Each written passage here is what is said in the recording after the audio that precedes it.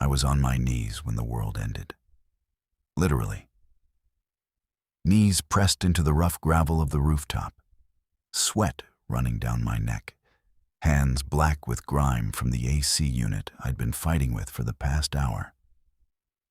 The compressor had been making this god-awful rattling sound for 3 days, and Karen, my wife, had finally had enough of sleeping in what she called a fucking sauna.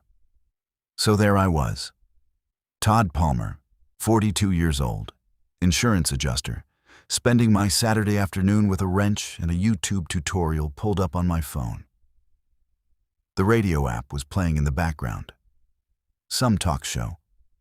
2 guys arguing about football, which team was going to tank this season, the usual bullshit that fills the air on weekend afternoons. I wasn't really listening, just background noise while I worked, you know? The kind of thing that keeps your brain occupied, while your hands do the actual thinking. The compressor housing finally came loose, and I sat back on my heels, wiping my forehead with the back of my wrist. The metal was hot from the sun. It was August in Phoenix, and even at 5 in the evening, the heat was oppressive. That dry oven heat that bakes everything until it cracks. I squinted at the exposed components, trying to match what I was seeing with the grainy video on my phone screen. That's when the radio cut out. Not like someone changing the station. It just stopped mid-sentence. One of the hosts was saying something about a defensive line, and then silence. Pure dead air. I glanced at my phone, thinking maybe the app had crashed or my data had cut out. But the radio icon was still active, still showing it was streaming. And then the tone started. You know that sound. Everyone knows that sound. That emergency broadcast tone that makes your spine go rigid even when you're hearing it for a test. Beep. Long and sharp and wrong.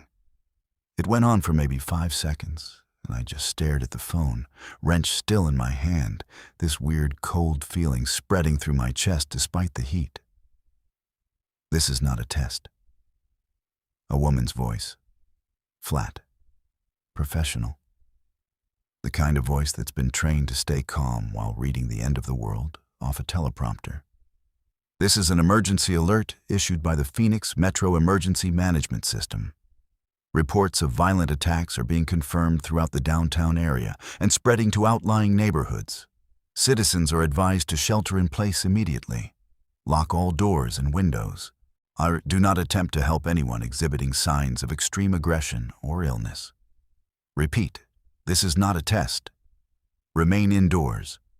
Await further instructions from local law enforcement or military personnel. The message started to loop, but I was already on my feet, phone clutched in my greasy hand, moving toward the edge of the roof. Our building wasn't tall by downtown standards. 5 stories. Old construction from the 70s, tan stucco that matched every other goddamn building in this city. But it was tall enough to see pretty far, especially since we were on a slight rise on the east side of town. I could see the freeway from up here, always could. Sometimes at night I'd come up to smoke a cigarette Karen didn't know about and just watch the river of red and white lights flowing past. Now I gripped the short wall that ran around the roof's perimeter and looked out over the city I'd lived in for 15 years. Smoke. That's what I saw first. Black columns of it rising from at least 3 different spots I could identify. One looked like it was coming from near the mall. Another from somewhere in the residential sprawl to the south. The third I couldn't place, but it was big, thick, the kind of smoke that comes from something substantial burning. Then I heard the sirens. Not 1 or 2. Dozens. A chorus of them wailing from every direction, overlapping until it was just this constant scream filling the air. I moved along the edge, my heart starting to pound now, that cold feeling spreading from my chest out into my limbs.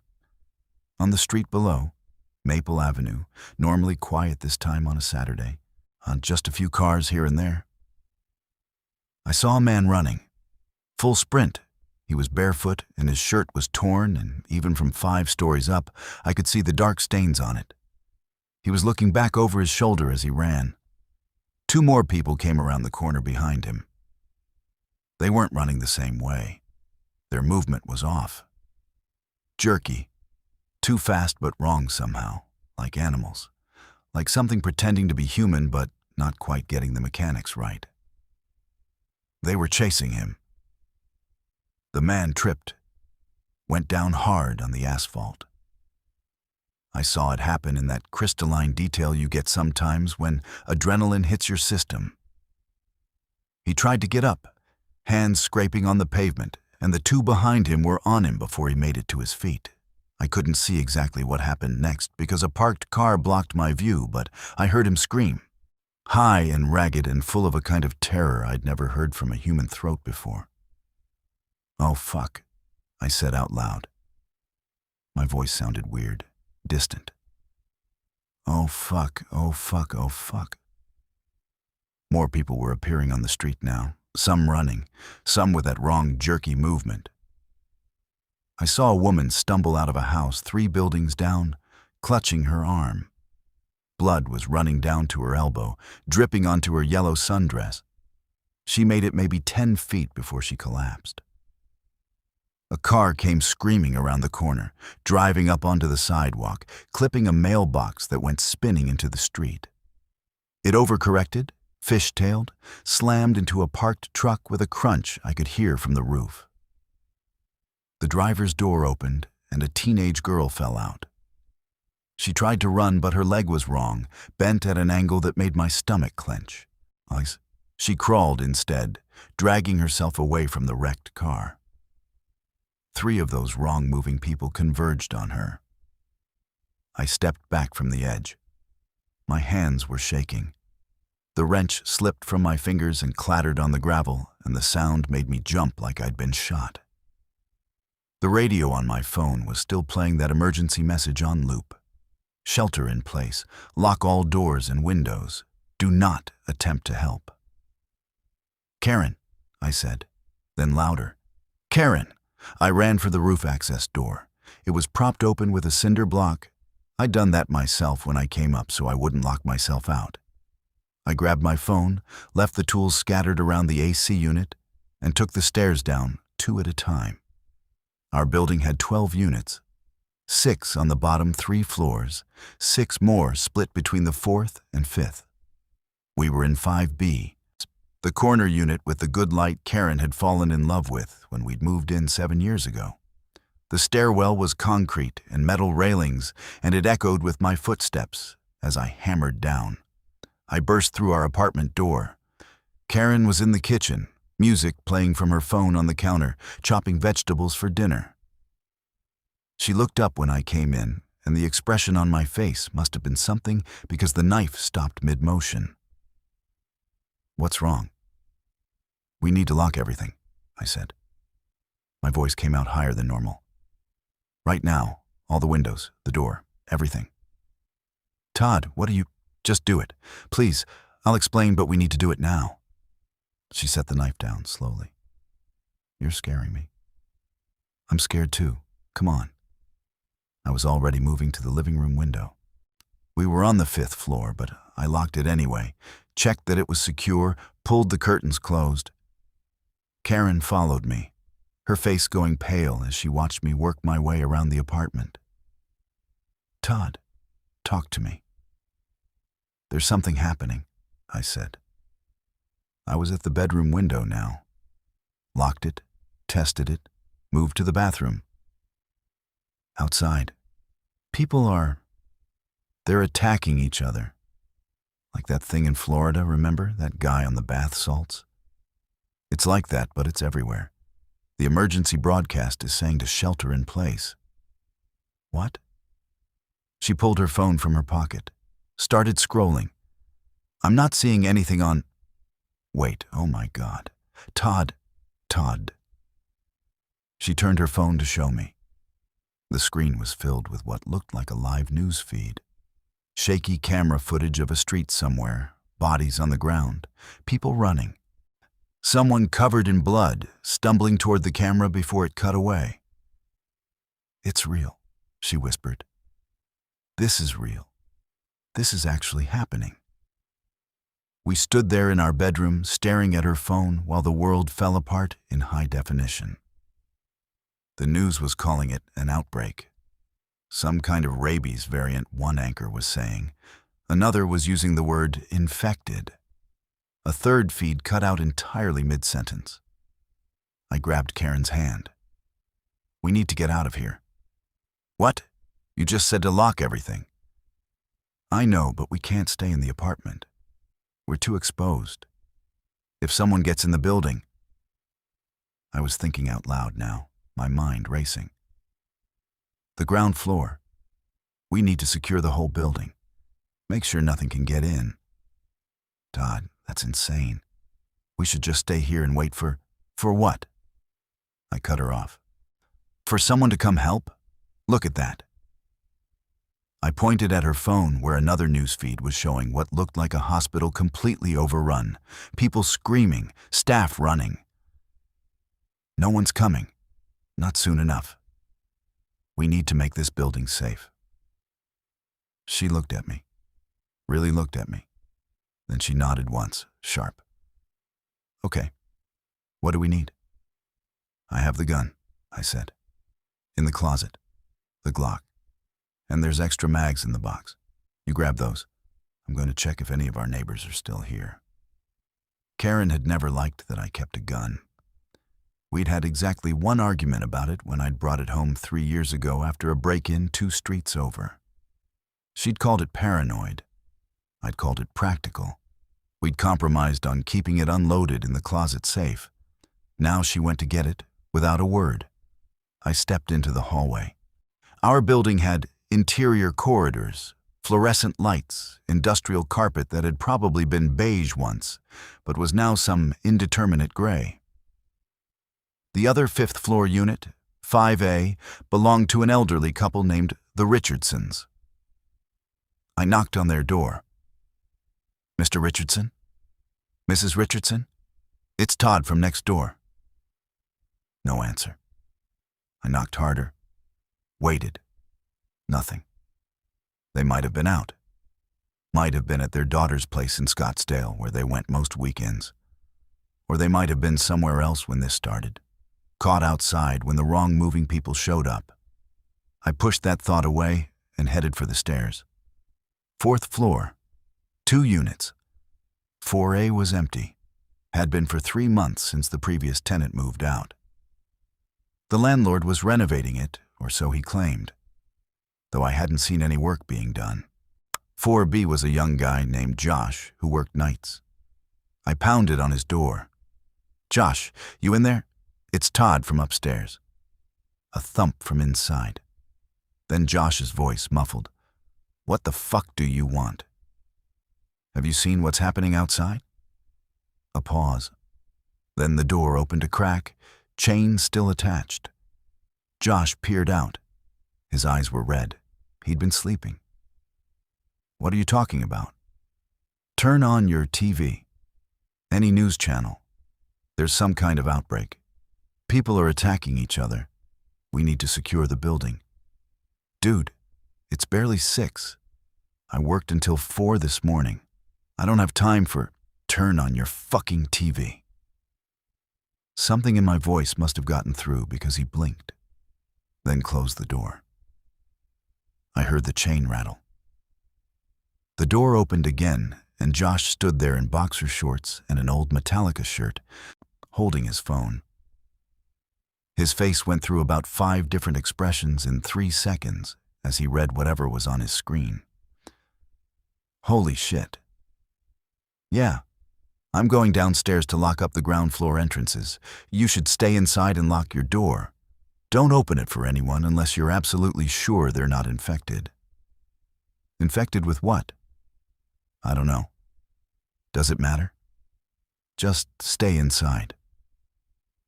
I left him standing in his doorway, staring at his phone, and continued down. 3rd floor, 2nd floor. I knocked on every door. Most didn't answer. One did, a woman named Priya in 3B, who worked from home and hadn't left her apartment all day, didn't know anything was wrong until I told her. She started crying when she pulled up the news on her laptop. I told her the same thing I'd told Josh. Lock your door, don't come out, ground floor. And this was the important one. Our building had 2 entrances, the main one that faced Maple Avenue with a small lobby and mailboxes, and a side entrance that led to the parking lot out back. Both had glass doors. Both were completely unsecured. Karen met me at the bottom of the stairs. She had my Glock in a canvas grocery bag, along with the ammo and 2 bottles of water. She'd changed into jeans and sneakers. Her face was set in that expression I knew meant she was holding herself together through sheer force of will. "What's the plan?" she asked. "We block these doors. Both of them. Make it so nothing can get in." "Block them with what?" I looked around the small lobby. There was a couch against one wall, old and ratty, left behind by some previous tenant. And a table with a plant on it that had died 6 months ago and no one had bothered to remove. Not much. We use what we have, and if we need more, we go apartment to apartment and take what we need. Most people aren't here anyway. Karen nodded. We got to work, the main entrance first. We dragged the couch across the lobby. It was heavier than it looked, awkward, the legs scraping furrows in the linoleum. We wedged it against the glass door. It wouldn't stop anything determined, but it was something. "Not enough," Karen said, echoing my thoughts. "I know. Wait here." I went back upstairs to 4A, the empty unit. The door was locked, but the lock was cheap, and I'd seen enough crime shows to know the basic idea. I threw my shoulder against it twice. On the 3rd hit, the frame splintered and the door swung open. Thus, the apartment was mostly bare, but there was still furniture the landlord hadn't removed yet. A dresser, a bookshelf, a kitchen table.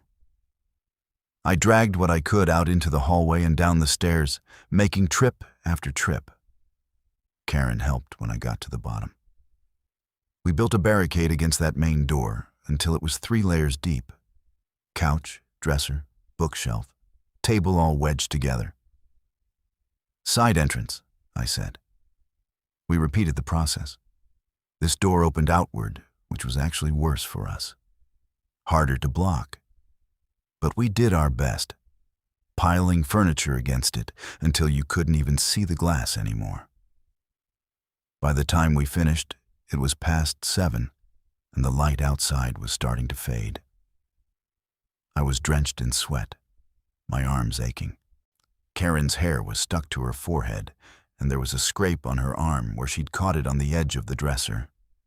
We stood in the dim lobby looking at our handiwork. From outside came the sound of more sirens, more screams, occasional gunshots popping in the distance like firecrackers. "Think it'll hold?" Karen asked. "I don't know." "What do we do now?" I pulled the Glock from the grocery bag, checked the chamber, slid in a magazine. The weight of it in my hand was both comforting and terrifying. Now we go upstairs and we wait. We climbed back to the 5th floor. Our apartment felt different now. Smaller.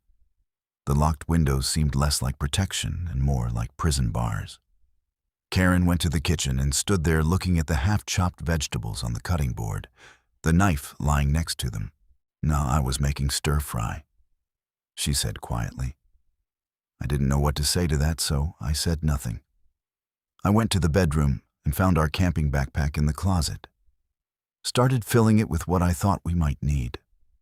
Flashlight, batteries, first aid kit. The emergency radio I'd bought after that hurricane 2 years ago that had barely touched Phoenix, but had been all over the news. Karen appeared in the doorway. "We should eat something while we still can." She was right. We didn't know when we'd be able to cook again. Didn't know if the power would stay on. So we stood in the kitchen together and finished making the stir-fry she'd started. This surreal domestic moment while the world ended outside our locked windows.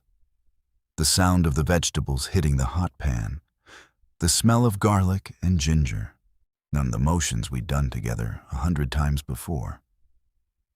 We ate sitting on the couch in silence, watching her phone propped against a stack of books on the coffee table. The news feeds were getting more chaotic. Fewer professional broadcasts, more shaky amateur footage. Someone had posted video from downtown Phoenix, and it looked like a war zone. Cars burning, bodies in the streets, crowds of those wrong-moving people swarming like ants. They're saying it started at the airport, Karen said, reading something on a different tab. Someone came in on a flight from somewhere. They're not sure where. Everyone they bit started showing symptoms within hours. Then, everyone those people bit. It spread exponentially. How do you stop something like that? I don't think you can. We finished eating, washed the dishes because what else were we going to do? It was almost 9 when the power went out.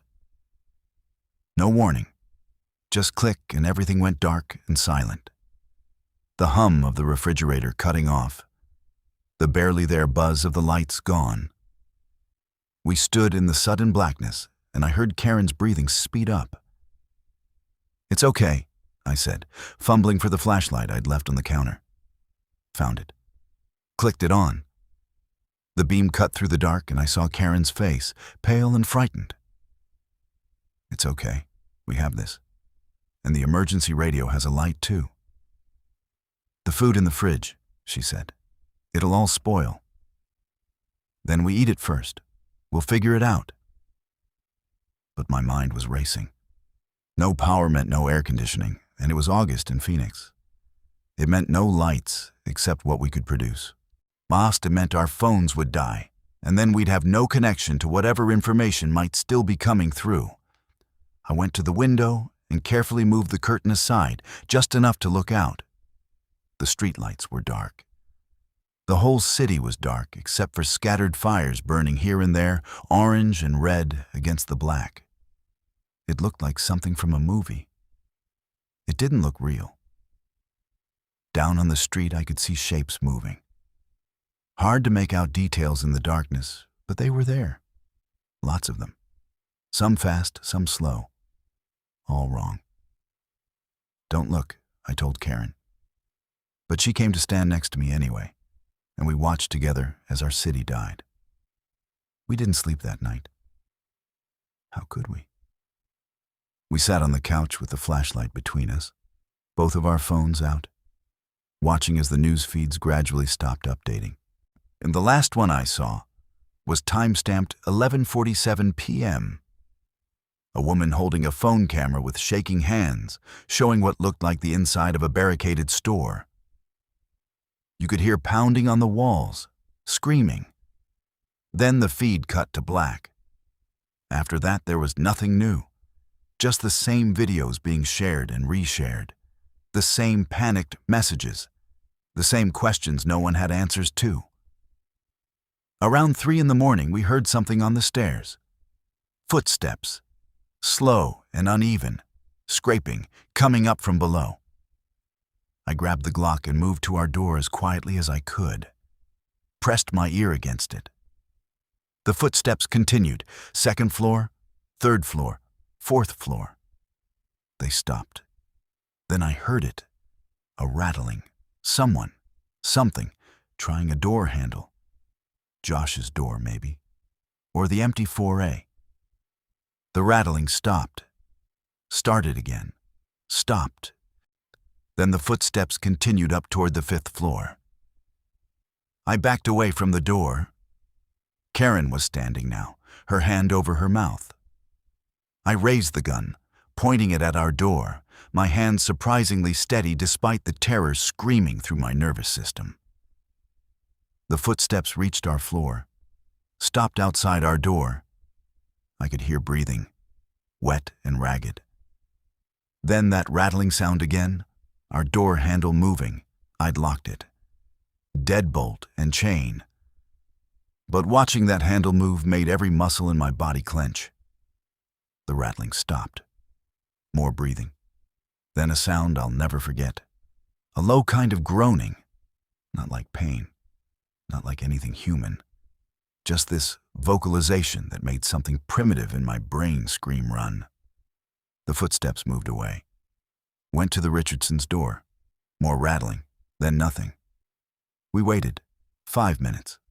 10. The footsteps started again, going back downstairs. Slow, uneven, scraping. I didn't lower the gun until I couldn't hear them anymore. Even then, I kept it in my hand, kept watching the door. Was that? Karen couldn't finish the sentence. Yeah, I think so. It was in the building. Todd, it was in the building. I know. How did it get in? We blocked the doors. We locked everything. I didn't have an answer.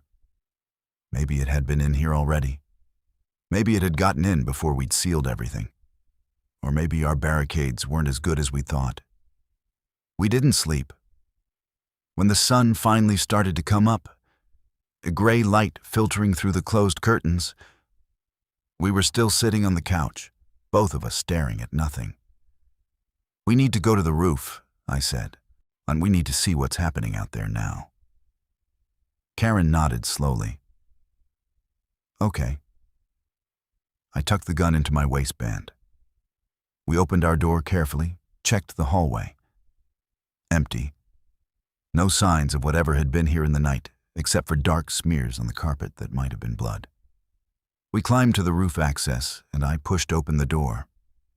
The morning air hit me, already warm, and I stepped out onto the gravel surface where I'd been working on the AC unit yesterday. That felt like years ago now instead of hours. The tools were still scattered there, the AC unit still open. My phone was gone, though. Must have fallen and slid somewhere, or maybe I'd had it in my pocket when I ran downstairs. It didn't matter. That world was over anyway. We walked to the edge and looked out over Phoenix. Smoke. Everywhere. Dozens of fires burning unchecked. The freeway was clogged with abandoned cars. I could see bodies in the streets. And everywhere, moving between the wreckage, were more of those wrong-moving people. Oh, God, Karen whispered. Oh, God, there's so many. She was right. From up here, you could see the scope of it. This wasn't isolated. This wasn't a few blocks. This was the whole city.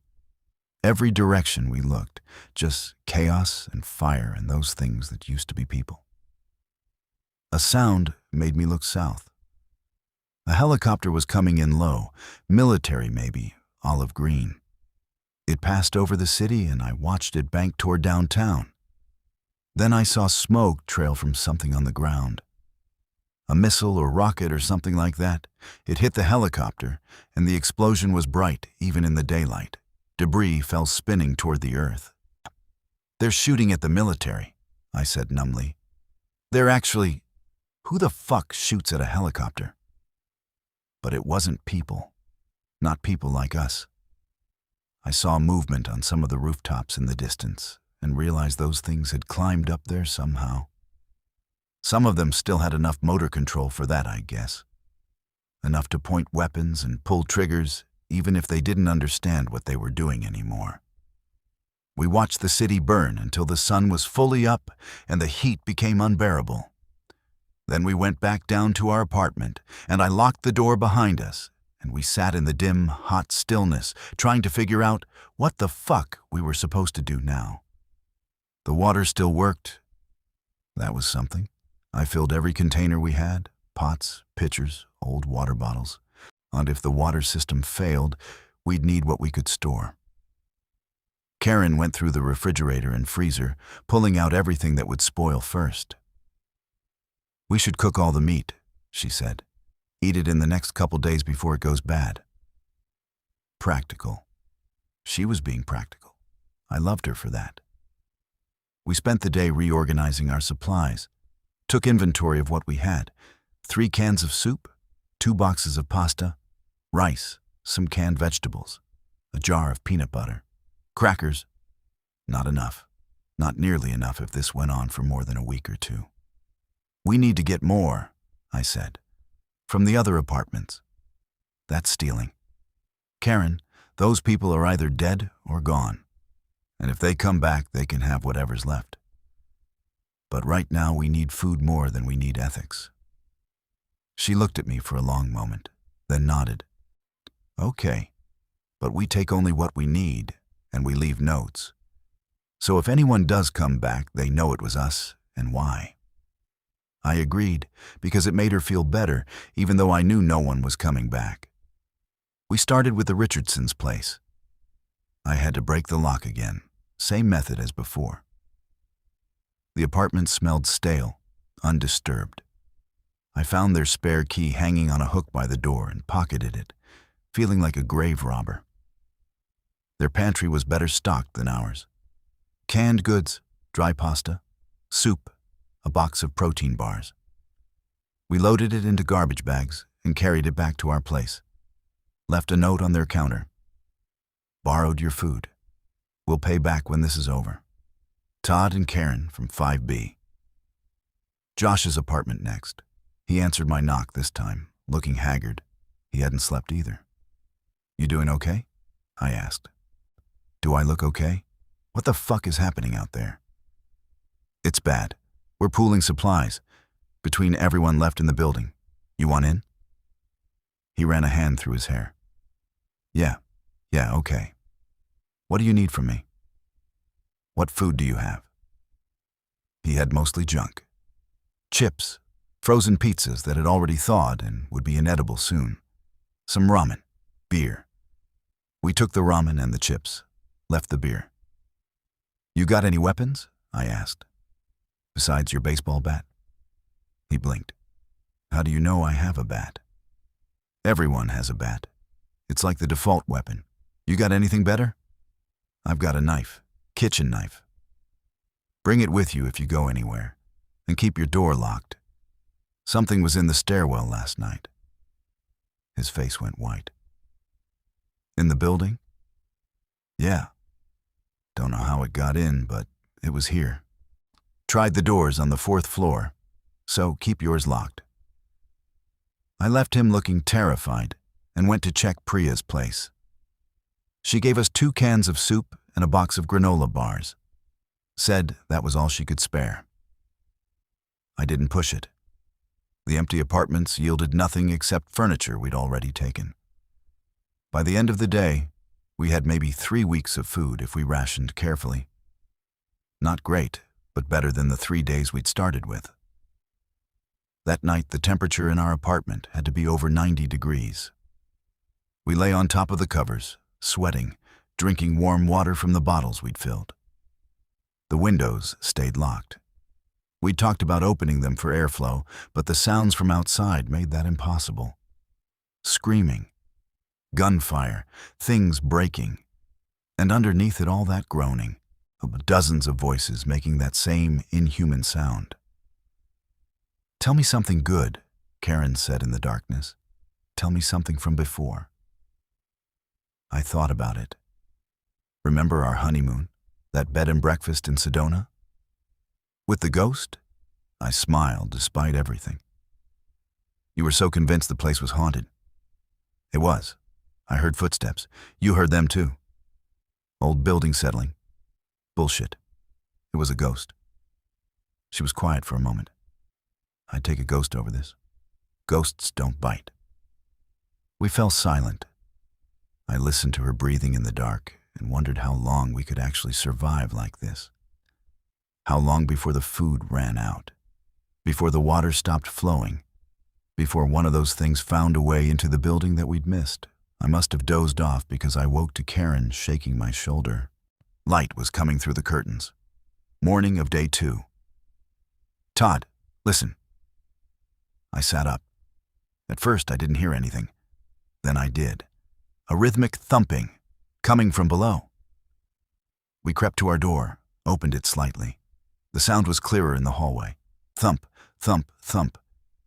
Something hitting one of our barricaded doors, over and over. They're trying to get in, Karen whispered. The barricade will hold. How do you know? I didn't. I was guessing, hoping. The thumping continued for hours. Sometimes it would stop and we'd think it was over. Then it would start again. A different rhythm, like multiple things were taking turns. Around noon, it finally stopped. We went to the roof to see what we could see. The street below was full of them now. Dozens of those wrong-moving people. Some standing still. Some wandering aimlessly. Some clustered around cars or buildings. I saw one trying to get into a house across the street, pulling at a window frame with bloody hands. Why are there so many here? Karen asked. I scanned the area and realized the answer. Our building is one of the only ones around here that's fully sealed. Everything else has broken windows or open doors or... They're going to the places they can't get into because they can hear us or smell us or something. So we drew them here. Yeah, I think so. That was a sobering realization. Every precaution we'd taken to keep them out had also marked us as a target. I looked at the AC unit I'd been working on. Still open. Still broken. The heat in the apartment was becoming dangerous. We'd need water constantly to stay hydrated, and we only had so much stored. I need to fix this, I said. It was what? The AC. We can't survive in that heat with no air circulation. We'll get heat stroke. Todd, we have bigger problems than being uncomfortable. It's not about comfort. It's about survival. If we get sick from heat exposure, we're dead anyway. I could see her wanting to argue, but she knew I was right. So I knelt back down in front of the AC unit and pulled out my phone. Dead battery. Of course. I'd have to work from memory. I looked at the components, trying to remember what the YouTube video had shown. The compressor was the issue. Or maybe the condenser? Hell, I couldn't remember. I just started putting it back together, hoping muscle memory would kick in. It took me 2 hours. The sun was brutal. I kept having to stop and rest in the shade of the roof access structure. Karen brought me water. Warm water, but it helped. Finally, I got the housing back on. Went downstairs and tried the thermostat. Nothing happened. Went back up. Checked the connections, tried again. The unit shuddered to life. Hot air at first, then gradually cooler. I nearly cried. You did it, Karen said. I did it. Small victory, meaningless in the grand scheme. But it felt like something. That evening we heard Josh screaming. We were eating dinner, cold soup straight from the can, when his voice came through the walls, high. Terrified, then crashing sounds, something heavy hitting a wall. I grabbed the gun and ran into the hallway. Karen followed. Josh's door was closed, but I could hear the struggle inside. Something snarling. More crashing. Josh. I pounded on the door. Josh! The snarling stopped. I heard footsteps. The door flew open and Josh stumbled out, on blood streaming from his arm. He slammed the door behind him. It bit me, he gasped. Fuck, it bit me. Behind the closed door, something thudded against it. Again. How did it get in? I demanded. The window. I cracked the window for air and it fucking climbed in. Jesus Christ, it climbed up 4 stories and... He looked down at his arm, at the deep bite wound oozing blood. His face went slack. Oh no. Let me see. Karen pushed past me. She'd grabbed the first aid kit. She examined his arm while Josh stood there shaking. It's bad, she said quietly. Todd, it's really bad. Am I going to turn into one of them? Josh asked. His voice was small, like a child's. We don't know how it spreads, I said. But I was thinking about every zombie movie I'd ever seen, every video game, every book. Bites were bad. Bites were always bad. Clean it, I told Karen. Use the antiseptic. Bandage it tight. Maybe if we what? Josh laughed. It sounded wrong. Maybe if we what, Todd? You got a cure in your apartment? You got antibiotics that work on whatever the fuck this is? I didn't answer. Behind his door, the thing that had been in his apartment was still trying to get out, still slamming against the wood. You should come stay with us, Karen said. We'll keep an eye on you. If I start showing symptoms, you'll what? Shoot me. Yes, I thought. But I said, let's just take this one step at a time. We got Josh into our apartment. Karen cleaned and bandaged his wound while I went back to his door and listened. Whatever was inside had stopped slamming around. I could hear it moving, though. Searching, looking for a way out. I needed to deal with it, but I didn't know how. Couldn't shoot it through the door without knowing exactly where it was. Couldn't go in after it. Couldn't just leave it there. In the end, I did nothing. Went back to our apartment and locked the door and tried not to think about what that thing would do if it got out. Josh sat on our couch, holding his bandaged arm and staring at nothing. Karen kept checking her phone even though there was no signal anymore. No Wi-Fi. The cell towers must have gone down. We were completely cut off. How long until I know? Josh asked around midnight. I don't know. The videos I saw, people turned fast, like ours. Then we'll know soon. He nodded, kept staring at nothing. We stayed up with him. Took turns watching. Around 3 a.m., he started shivering despite the heat. Around 4, he threw up. By 5, he was burning up, sweating through his shirt, mumbling incoherently. It's happening, Karen whispered. I watched Josh thrash on our couch, his eyes rolling back. Watched his hands clench and unclench, watched his breathing become ragged and wet. We need to... I couldn't finish the sentence. Need to what? Kill him, Todd. He's still alive. For how long? And what happens when he's not? Josh's eyes snapped open. He looked right at me, and for a second he was lucid, completely there. Do it, he said clearly, before I'm not me anymore. Please. Then he was gone again, lost in the fever. I picked up the gun. My hands were shaking. I'd never shot anything living, never thought I would. Karen turned away, her hand over her mouth. I'm sorry, I said, to Josh, to Karen, to myself. I pressed the barrel against Josh's head and pulled the trigger. The sound in the enclosed apartment was deafening. My ears rang. Josh's body jerked, once then went still. Blood on our couch, on the wall behind, on my hands. Karen was crying. I was crying. We dragged Josh's body out into the hallway because we couldn't stay in there with it. Closed our door and sank down against it and just sat there in the dark, holding each other while we fell apart. Morning came. Day 3. We cleaned up the blood as best we could. Didn't talk about it. Didn't talk about anything. I went to the roof because I had to get out of the apartment. Had to breathe air that didn't smell like copper and death. Karen came with me. The city was still burning. The street below was still full of those things. Classic, and now there were bodies too. Real bodies. Dead bodies. People who tried to run or hide or fight and lost. We can't stay here forever, Karen said. You know that, right? Eventually the food runs out, or the water stops, or something gets in. We can't just wait. What's the alternative? We leave. We find somewhere safer.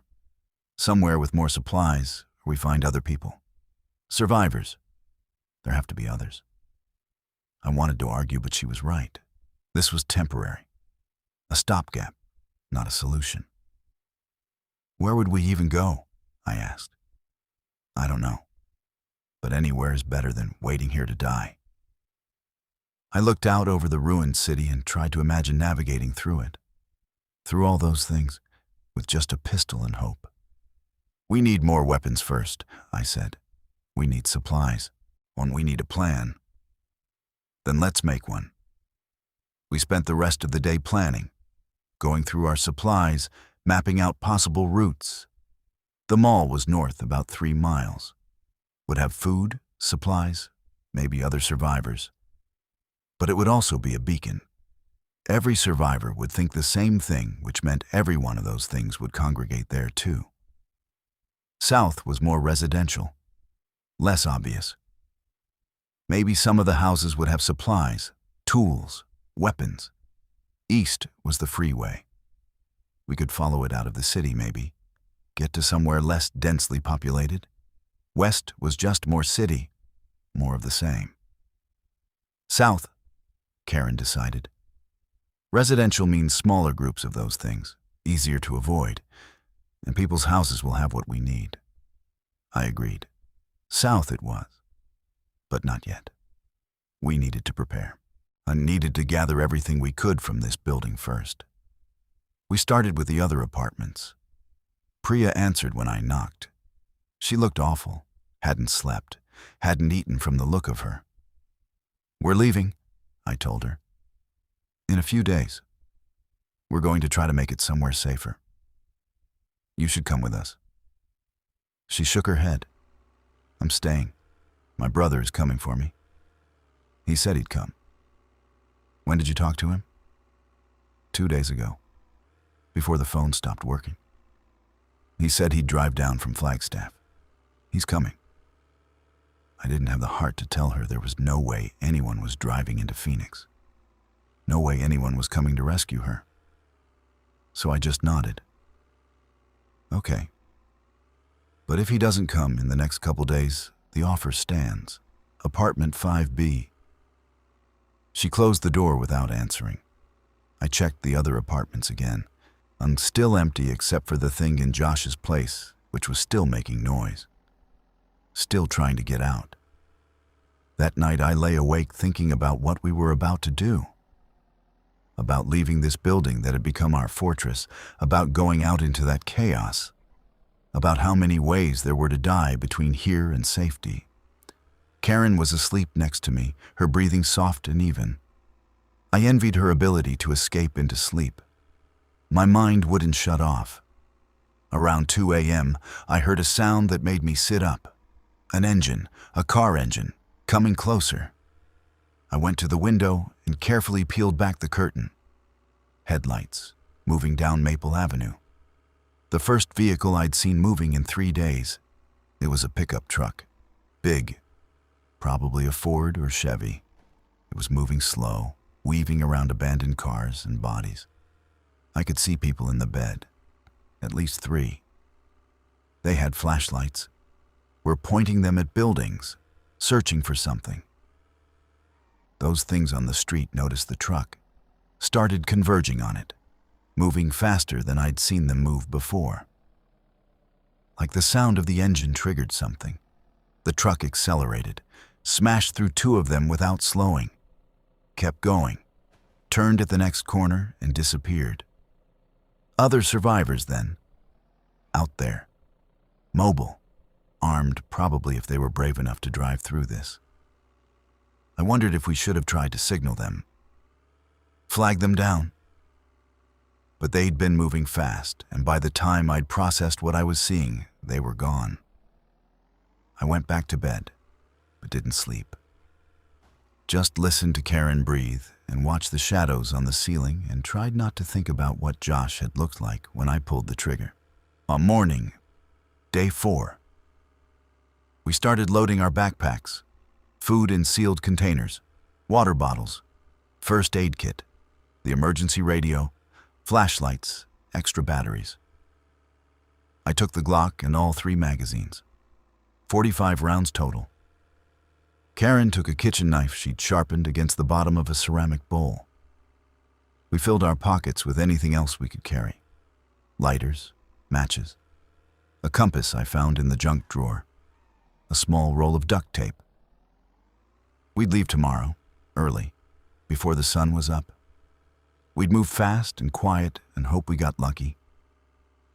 I went to the roof one more time to check the route. South from our building meant crossing Maple Avenue, moving through a residential area, then hitting Central Avenue, which was a major road. We'd have to be careful there. Too exposed. But beyond that was more housing. Quieter. Better.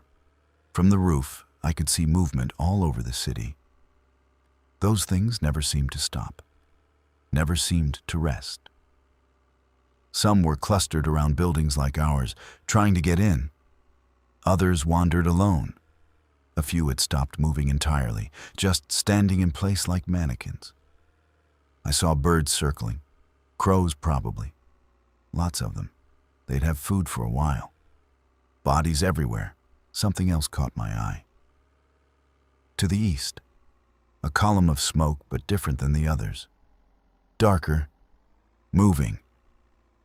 I squinted trying to make it out and realized it wasn't smoke at all. It was a mass of those things. Hundreds of them. Maybe thousands. All moving together in the same direction like a herd. Jesus Christ, I breathed. I watched them flow through the streets like water. Unstoppable.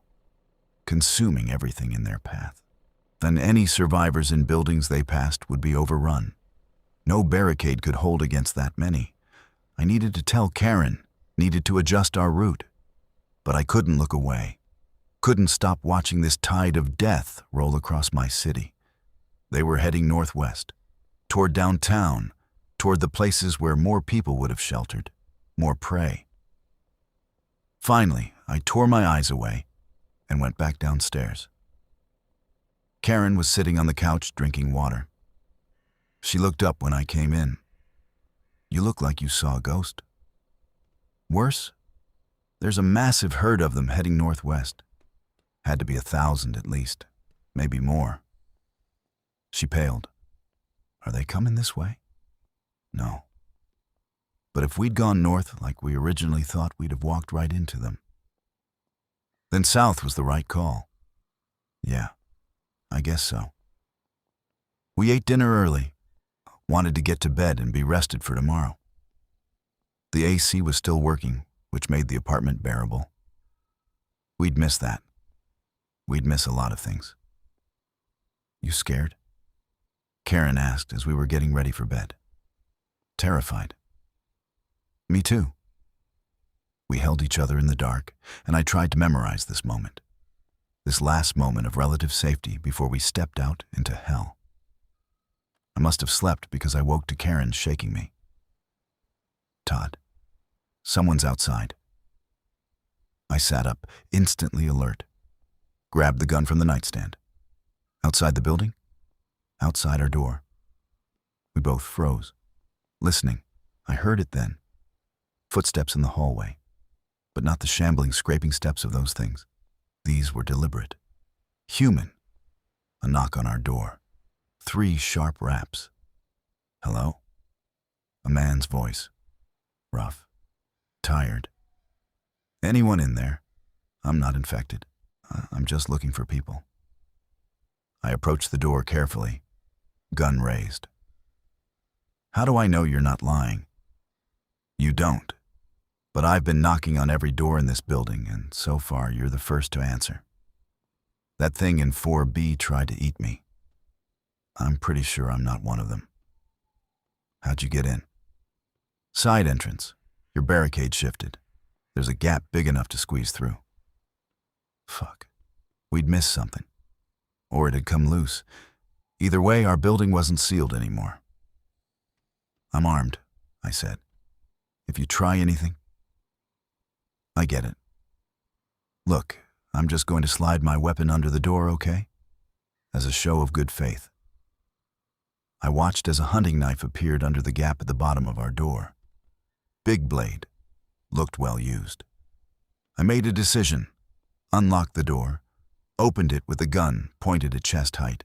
When the man on the other side was maybe 50. Gray beard. Wearing dirty cargo pants and a flannel shirt.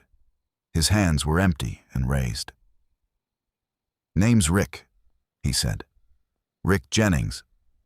I was holed up in a house 2 blocks south, but those things found me. Broke through the windows last night. I barely got out. Todd Palmer. This is my wife, Karen. Rick nodded to her. Ma'am, you folks been here the whole time? Since it started. You? Same, different location. He looked past me into our apartment. You got a good setup here. How many others in the building? Just us and one other. Woman on the 3rd floor. There was another guy, but he got bit. Rick's expression darkened. Yeah, I've seen that. They turn fast. We know. An awkward silence. Then Rick said, Look, I don't want to impose, but I could use a safe place to rest for a few hours. I haven't slept in 2 days. If you can spare some floor space, I'd be grateful. Karen and I exchanged glances. It was a risk. We didn't know this guy. But he'd given up his weapon, and he was right. He could have just forced his way in if he wanted. Okay, I said. But you sleep where we can see you. And any trouble? You'll shoot me. I get it. Fair enough. We let him in. He sank down on the floor near the door, his back against the wall. He looked exhausted. When did you last eat? Karen asked. Yesterday sometime. Had a protein bar. She brought him a can of soup and a spoon. He ate it cold without complaint. You folks planning to stay here? He asked between bites. No, we're leaving tomorrow, heading south, looking for somewhere safer. He nodded slowly. Mind if I tag along? 3's better than 2 out there. I didn't answer right away. More people meant more mouths to feed, but it also meant more eyes watching for danger. Someone to take shifts on watch. Yeah, I said finally. You can come? Appreciate it. He finished eating and was asleep within minutes, just slumped against the wall and was gone. Karen and I stayed up. One of us had to keep watch now. I took first shift, sat in the chair by the door with a gun in my lap and watched Rick breathe, watched the shadows, listened to the sounds outside. Those things were still out there, still hunting, still waiting. Around 3 a.m., I woke Karen for her shift. She looked at Rick sleeping, then at me. You trust him? Not even a little. But we'll find out tomorrow if that was a mistake. I managed to sleep a few hours, awoke to dim light filtering through the curtains and the smell of something cooking. Karen had heated water on our camping stove and was making instant oatmeal. Rick was awake, sitting in the same spot. He nodded when he saw me. Morning. Morning. We ate breakfast in silence. Then we finished loading our packs. Rick had a backpack too, looked military surplus, heavily loaded. You ready? I asked. He stood, rolling his shoulders. As I'll ever be. We went over the plan one more time. Exit through the side entrance. Move quick and quiet south down Maple. Cut through the residential streets. Avoid major roads where possible. If we encountered any of those things in small numbers, we'd try to avoid them. If we couldn't avoid them, we'd run. Only fight as a last resort. What about the woman on 3? Rick asked. Nice we just leaving her? I'd almost forgotten about Priya. She wants to stay. Thinks her brother is coming for her. He's not, Rick said flatly. I know. But I told her she could come with us. She refused. Her choice then. We checked the hallway. Empty. Moved to the stairs. I went first, gun out. Karen in the middle. Rick bringing up the rear with his knife. Ground floor, the side entrance barricade had definitely shifted. I could see daylight through the gap Rick had mentioned. Wide enough for a person to squeeze through, but only barely. We paused at the gap. I peered through. The parking lot beyond looked clear. A few abandoned cars. No movement I could see. On 3, I whispered. 1, 2, 3. I pushed through the gap.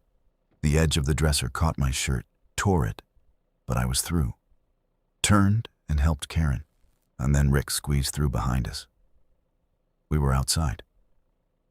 The air hit me first, hot even this early. And the smell. God, the smell.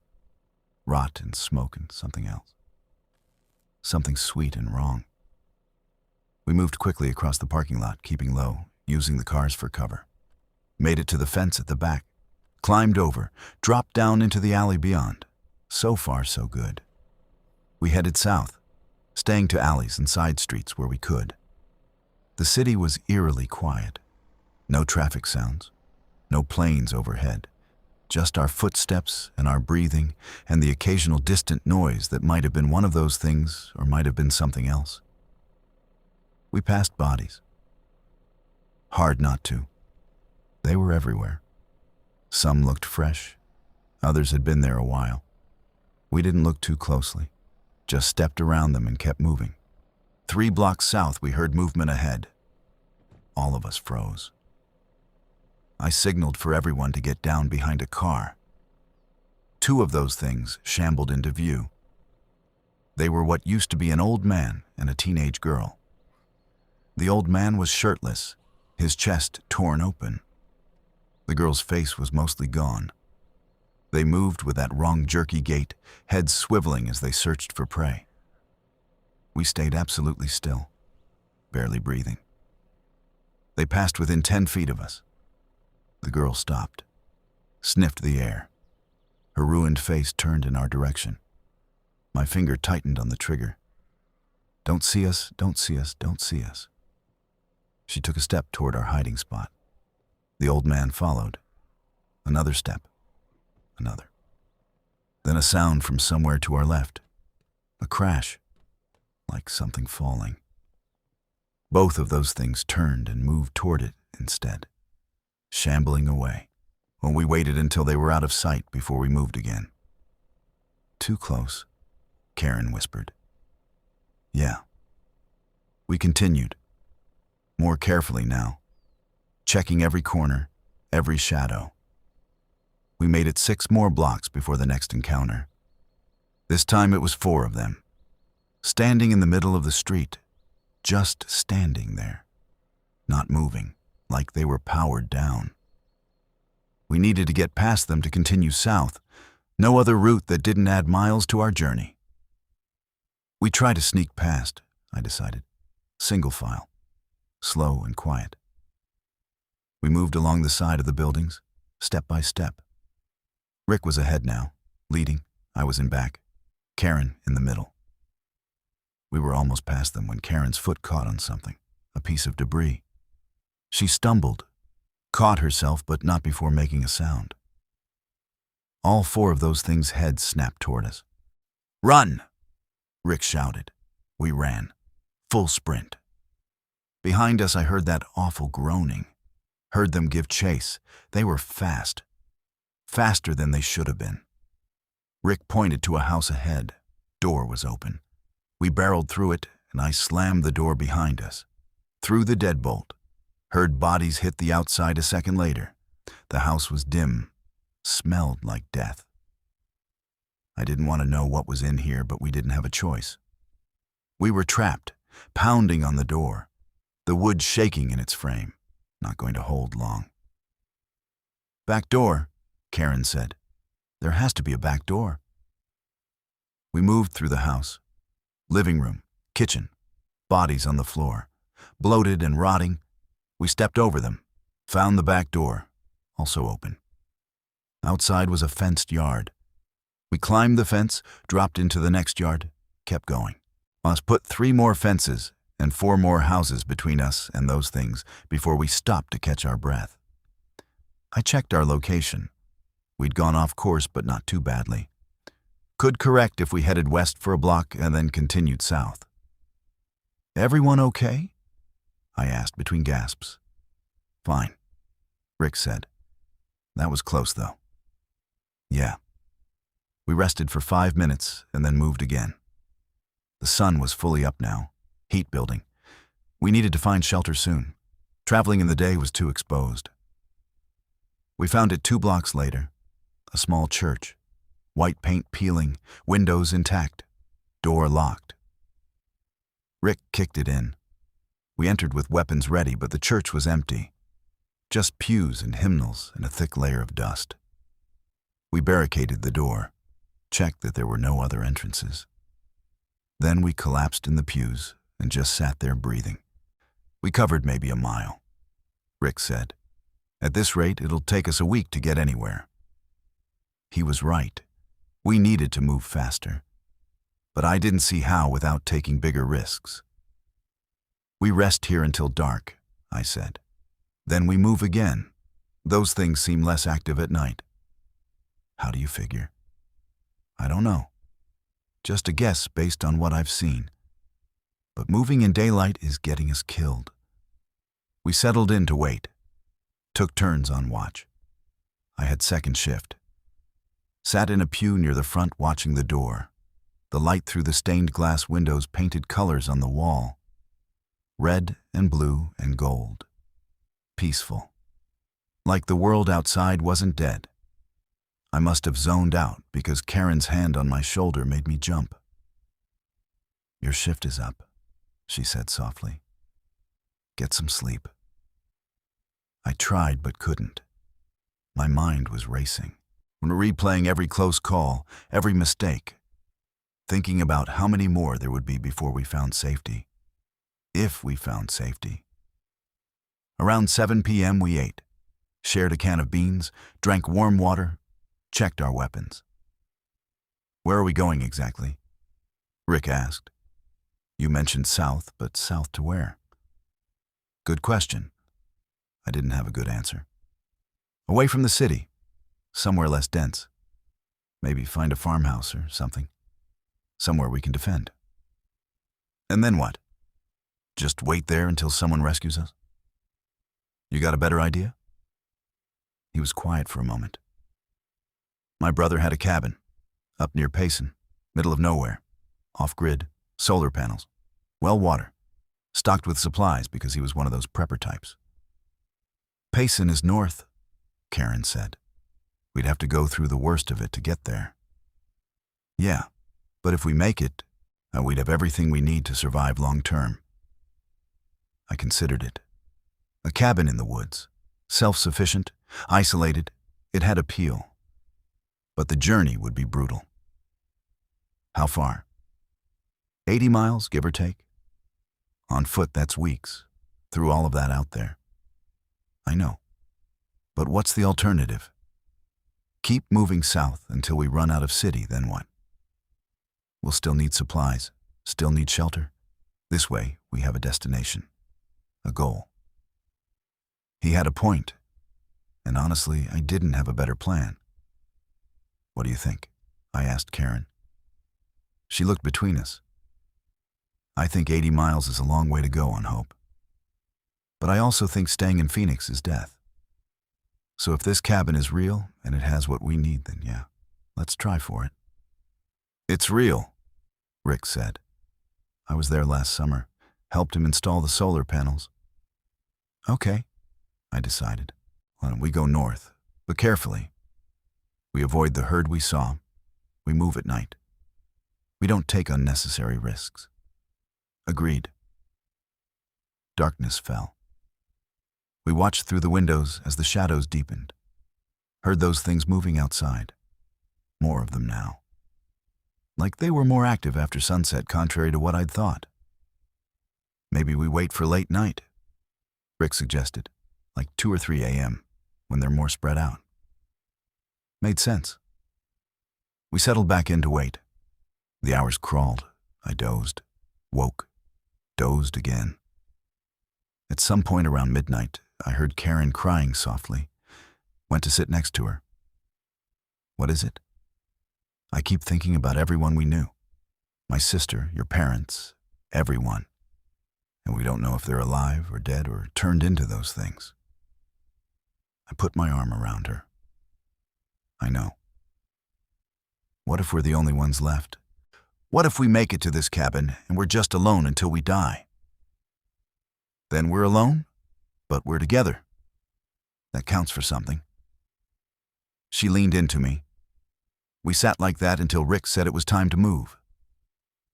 2:30 a.m. We unbarricaded the door, checked outside. The street looked clear. We moved, north now, toward the heart of the city, toward danger, but also toward escape. We made it 3 blocks before we ran into trouble.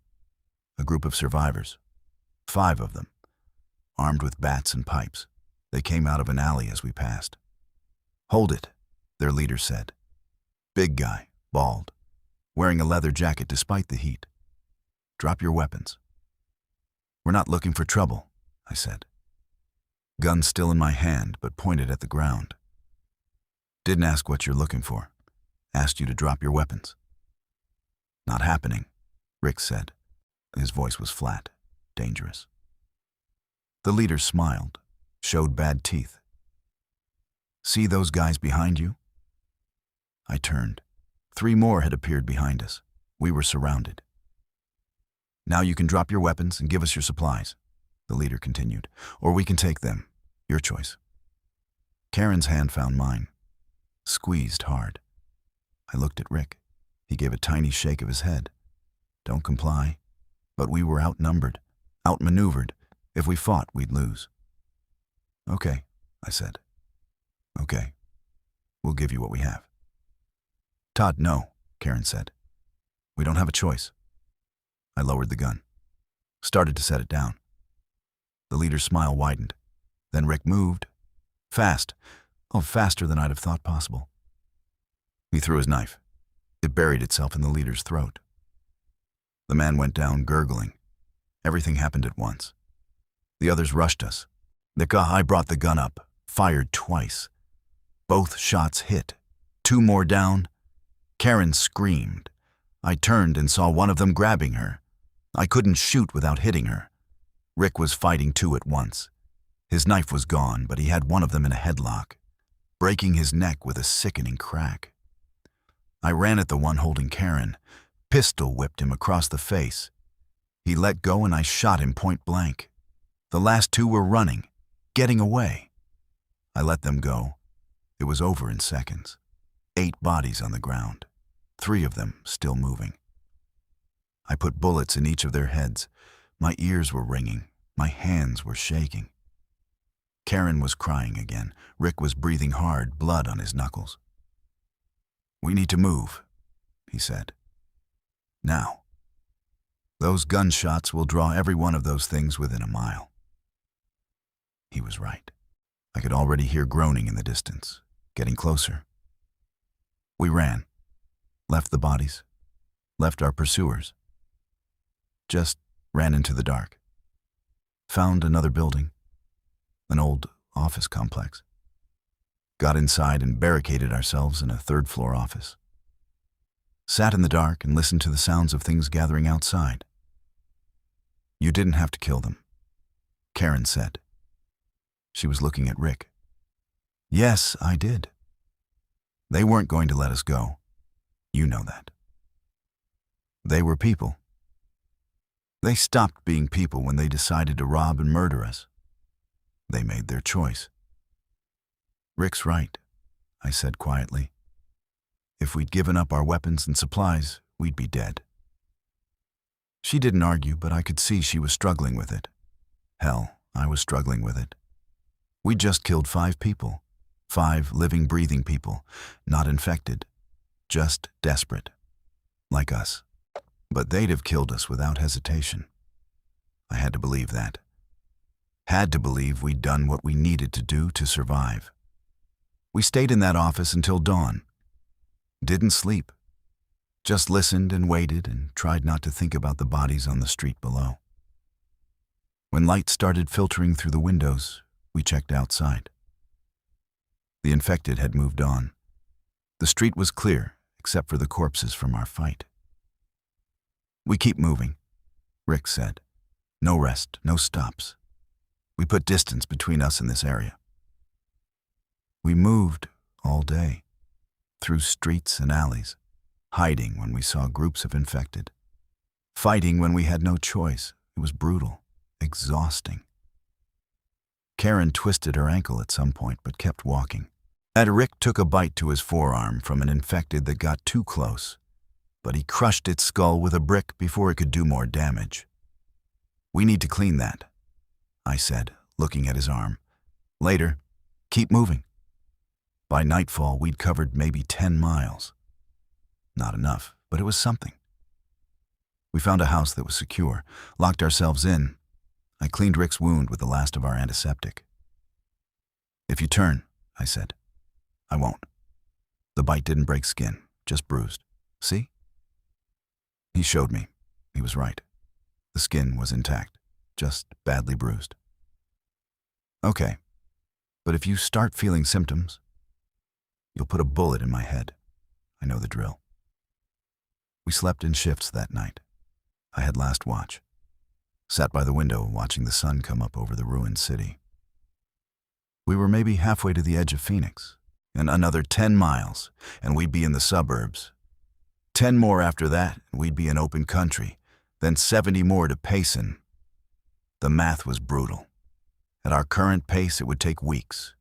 We'd run out of food, water, ammunition. We'd make mistakes, and those mistakes would kill us. But what else could we do? I thought about turning back, about finding somewhere in the city to hole up long term. But the city was death. We'd seen that. The only way was forward. Karen woke, came to sit next to me. "How's the ankle?" I asked. "Hurts, but I can walk. We'll take it slower today." "No, we keep the pace. We have to." I looked at her. Really looked at her. She'd lost weight. We all had. Hadn't eaten enough to maintain ourselves. Her face was thinner, eyes sunken, but there was steel in them I'd never seen before. "Okay," I said, "like we keep the pace." Rick woke and we ate a meager breakfast, drank the last of our water. We'd need to find more today or we'd be in serious trouble. We set out. The suburbs were different than the city. More space between buildings, more cars abandoned in driveways, more bodies in yards. We passed elementary school. The playground was full of small bodies. I looked away. Found water at a gas station. The pumps didn't work, but inside the store we found cases of bottled water. Warm but drinkable. We loaded up. Also took what food we could carry. Chips, candy bars, beef jerky. Not nutritious, but calories were calories. As we were leaving, I saw something that made me stop. A map. One of those big road maps you unfold. I grabbed it. Outside, I spread it on the hood of a car. Traced our route with my finger. We were here. The Payson was there. The most direct route was Highway 87. But that would be packed with abandoned cars, probably crawling with infected. "We go around," Rick said, pointing to smaller roads that snaked through the terrain. "It'll add distance, but we'll avoid the worst of it." "How much distance?" "Maybe 20 miles. So 100 miles total instead of 80. That was weeks. "We don't have weeks of food," Karen said. "Then we forage as we go. Hunt if we can. Do what we have to." I folded the map and stuffed it in my pocket. "Let's just focus on today. Get to the edge of the city. Then we can plan the next leg." We walked. The sun beat down. The heat was oppressive. We stopped every hour to rest, to drink, to scan for threats. Around noon, we saw smoke again, a lot of it, coming from what looked like the suburbs ahead. "A fire," Rick said. "Big one. Could have been burning for days, or could be fresh. Only one way to find out." We got closer, and the smell hit us. Gasoline, burning rubber, and underneath it, something else, something organic. The source came into view, a neighborhood engulfed in flames, houses burning, cars exploding. And in the streets, silhouetted against the fire, were people. Not infected. People. Living people. And they were the ones setting the fires. We watched from a distance as they moved methodically from house to house. pouring gasoline, lighting it, moving on. "What are they doing?" Karen whispered. "Burning them out," Rick said. "The infected, they hide in houses. So these people are burning the houses. Makes sense in a brutal kind of way. There has to be hundreds of those things in there. Probably. All trapped inside as the buildings burn." I watched the flames. Watched the smoke rise into the sky. Thought about all the people who'd lived in those houses. All the lives that had been there. All gone now. Reduced to ash and memory. "We should go around," I said. "Wide berth. Don't want them to see us." Agreed. We circled the burning neighborhood. Added another hour to our journey. By the time we were clear, the sun was starting to set again. We needed shelter, but we were finally beyond the dense urban sprawl. Houses were more spread out here, trees between them. Almost felt rural. We chose a house at random. Approached carefully, checked the windows, looked clear. Rick kicked in the door and we swept through. Empty. No bodies, no infected. The people who'd lived here had either escaped or were somewhere else when they died. Yes, we barricaded ourselves in. Found canned food in the pantry, chicken noodle soup, green beans, fruit cocktail. We ate it cold, but it was the best meal we'd had in days. "Tomorrow we'll be out of the city completely," Rick said. "Then it gets easier." "Or harder," Karen said. "Less places to hide, more open ground." Glass half full, half empty, huh? Realist. We settled in for the night. I took first watch again. Sat by the window looking out at the stars. You could actually see them out here, away from the city lights that no longer existed anyway. Millions of them spread across the sky. Pretty, peaceful, completely at odds with the hell on earth below. I heard something. Outside. Not the groaning of infected, something else. An engine. Distant but getting closer. I alerted the others. We moved to the window. Headlights. A convoy of vehicles. 3 trucks and a Humvee. Military, maybe. They were moving slow, deliberately, searching. "Should we signal them?" Karen asked. "I don't know. Could be rescue, could be something else." We watched them pass. They didn't stop. Didn't seem to notice our house. Just kept going south, back toward the city. Why would they go toward the city? Rick wondered. There's nothing there but death. Maybe they're looking for survivors. Or supplies. We never found out. The convoy disappeared into the distance, and we were alone again. That night passed without incident. In the morning, we set out early. And Rick was right. By noon, we'd left Phoenix behind completely. Open desert stretched ahead. Mountains in the distance. The road we followed was empty except for occasional abandoned cars. We saw infected, but in smaller numbers. 1s and 2s instead of dozens. "This is better," Karen said. "We can actually see them coming." Famous last words. We were crossing an open stretch when we heard the sound. A helicopter. Coming in fast and low from the east. Military for sure this time. Apache, maybe. It passed overhead close enough that the rotor wash kicked up dust and made us stumble. It circled. Came back. I waved my arms. Tried to signal. They had to see us. 3 people on an empty road. The helicopter circled again. Then I saw it. The flash from underneath. The smoke trail. "Run!" I screamed. The missile hit 50 yards behind us. The explosion threw us forward. I hit the ground hard, ears ringing, tasting blood. Looked up. The helicopter was already banking away. Leaving. They'd shot at us. Actually fired a fucking missile at us. Why? Karen was sitting up, dazed. Why would they do that? I didn't have an answer. Maybe they thought we were infected. Maybe they had orders to kill anything that moved. Maybe they were just bastards. Didn't matter. The message was clear. No help was coming. We were on our own. We picked ourselves up, checked for injuries. Rick had a gash on his forehead from hitting a rock. I'd bitten my tongue. Karen seemed okay physically, but she was shaking. "Keep moving," Rick said, "before they come back." We walked faster now, more cautious, scanning the sky as much as the ground. My faith in rescue, in government, in any kind of organized response was completely shattered. This was it.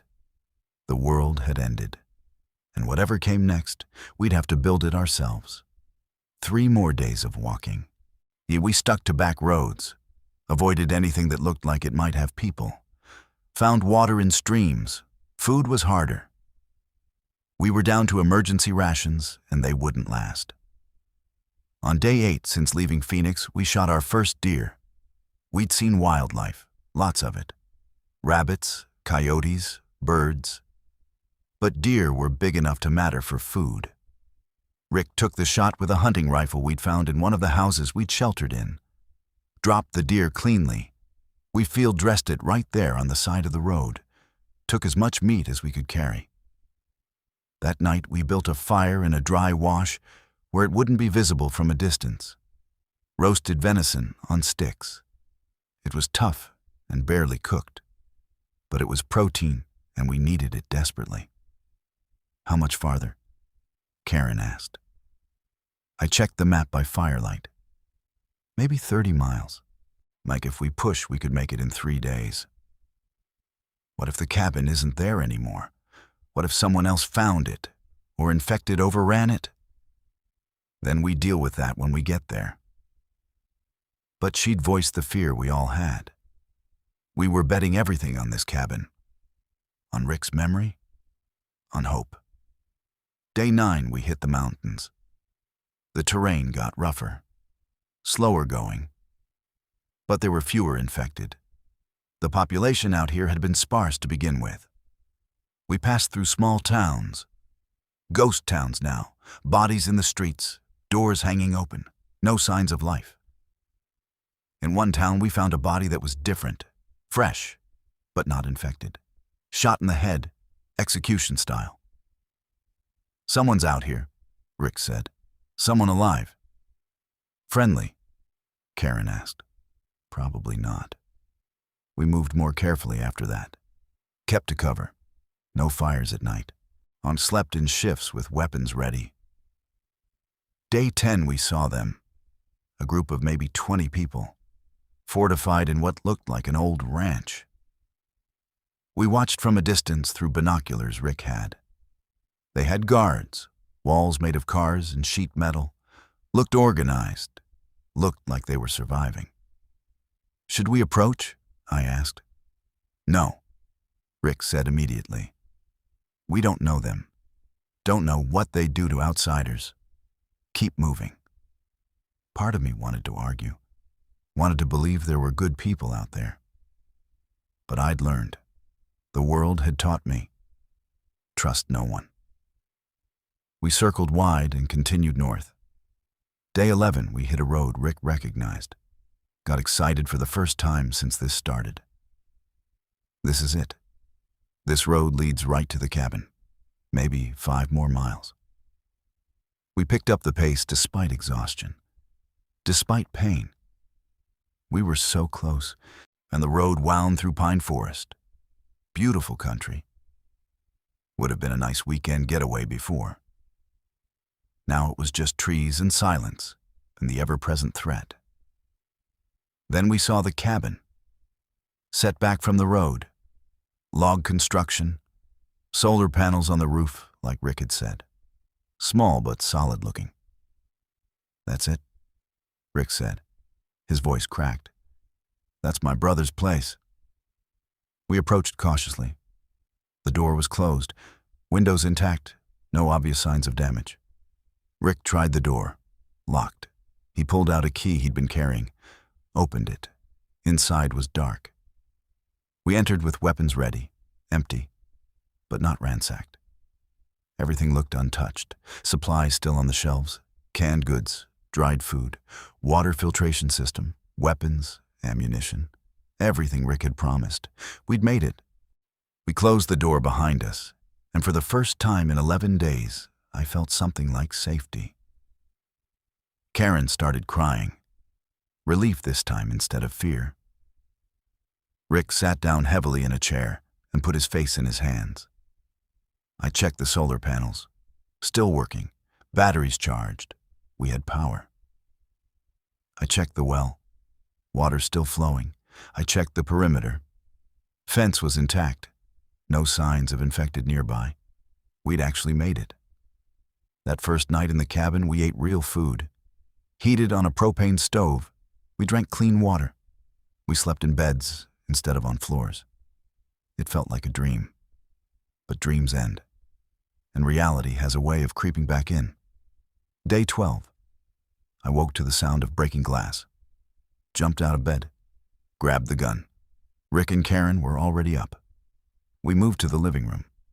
The front window was shattered. And climbing through it was one of those things. It saw us. Made that groaning sound. Lunged. I fired. Missed. Fired again. Hit it in the chest. It kept coming. Rick tackled it. They went down in a tangle. I couldn't get a clear shot. Karen grabbed a fire poker. Swung it like a bat. Connected with the thing's skull, it went limp. We stood there breathing hard, looking at the corpse on the floor, looking at the broken window. Where there's one, there's more, Rick said. He was right. Through the broken window, we could see them, coming out of the trees, maybe a dozen. How did they find us? Karen asked. Doesn't matter, they're here. We need to secure this window now. We dragged furniture, piled it against the opening, heard them outside, groaning, scratching at the walls. The other windows, I said. We need to board them up. All of them. We spent the next hour working frantically, ripping apart furniture for wood, nailing it over every window, making the cabin dark but secure. The things outside kept trying, kept pushing against our fortifications. But they couldn't think, couldn't problem solve, just kept doing the same thing over and over. We held.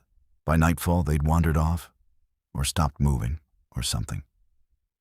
It got quiet. We sat in the dark cabin and took stock. We'd used ammo. We'd destroyed furniture we might have needed. We'd learned that nowhere was truly safe. We can't stay here, Karen said. Where else is there? Rick asked. We walked 100 miles to get here. And those things followed us somehow, or they were already here. Either way, this isn't the sanctuary we thought. She was right. Again, we'd been naive to think we could just hole up and wait this out. Then what? I asked.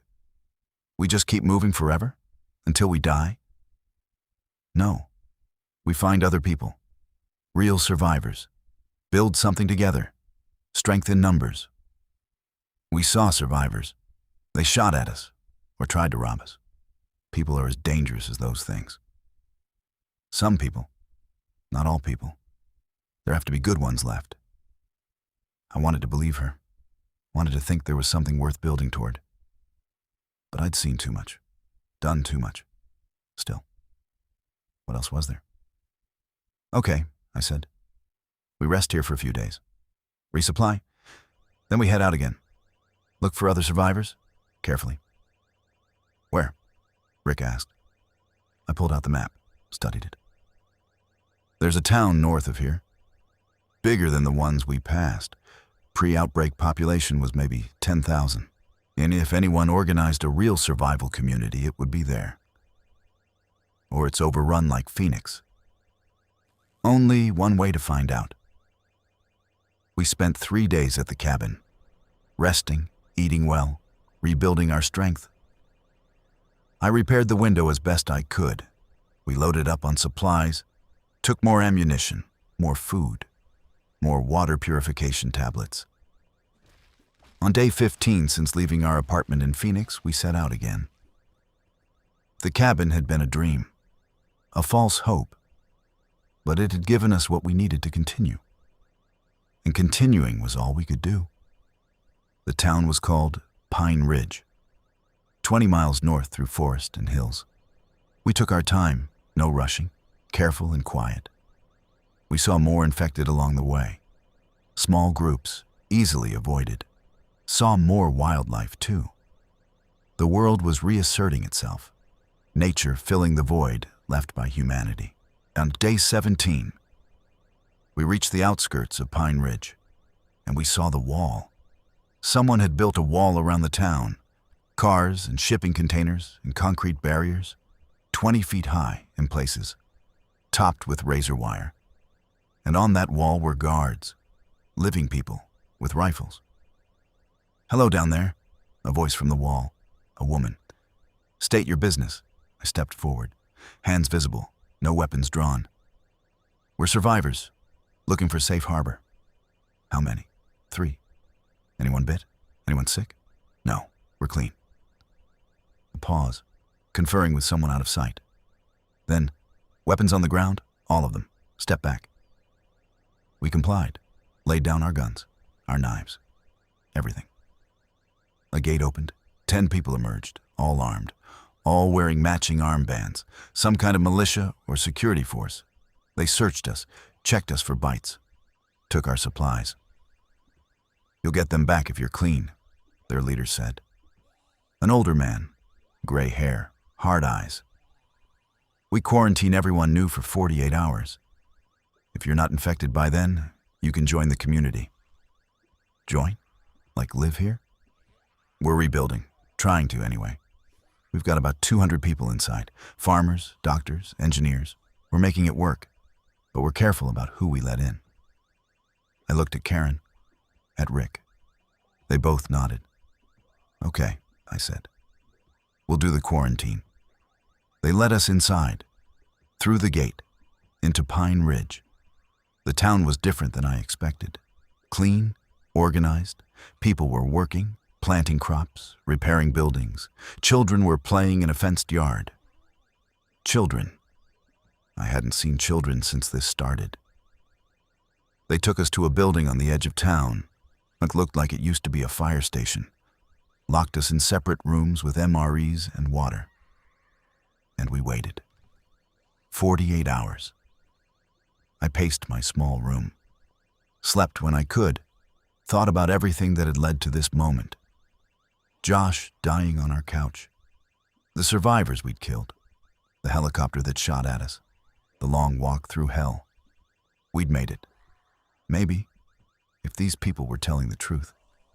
If this place was real. I wanted to believe. Hour 47, they came for me. Checked my vitals. Drew blood. Asked questions. "You're clean," they said finally. "Welcome to Pine Ridge." They released me. Released Karen and Rick. Returned our weapons and supplies. "There's a community meeting tonight," the hard-eyed leader told us. "You should attend. Learn how we do things here. Our rules, your responsibilities." Rules. Responsibilities. Oh, structure. It sounded amazing. That night we gathered in what used to be a school gymnasium, all 200 residents. The leader spoke. His name was Marcus.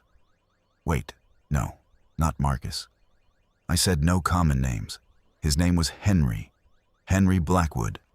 Henry spoke about their goals, about rebuilding, about keeping everyone safe, about the rules. No violence among residents. Violators were exiled. Everyone contributed. No freeloaders. Resources were shared but rationed, managed carefully. Infected were killed on sight. No exceptions. No mercy. Anyone bit was executed immediately. No waiting.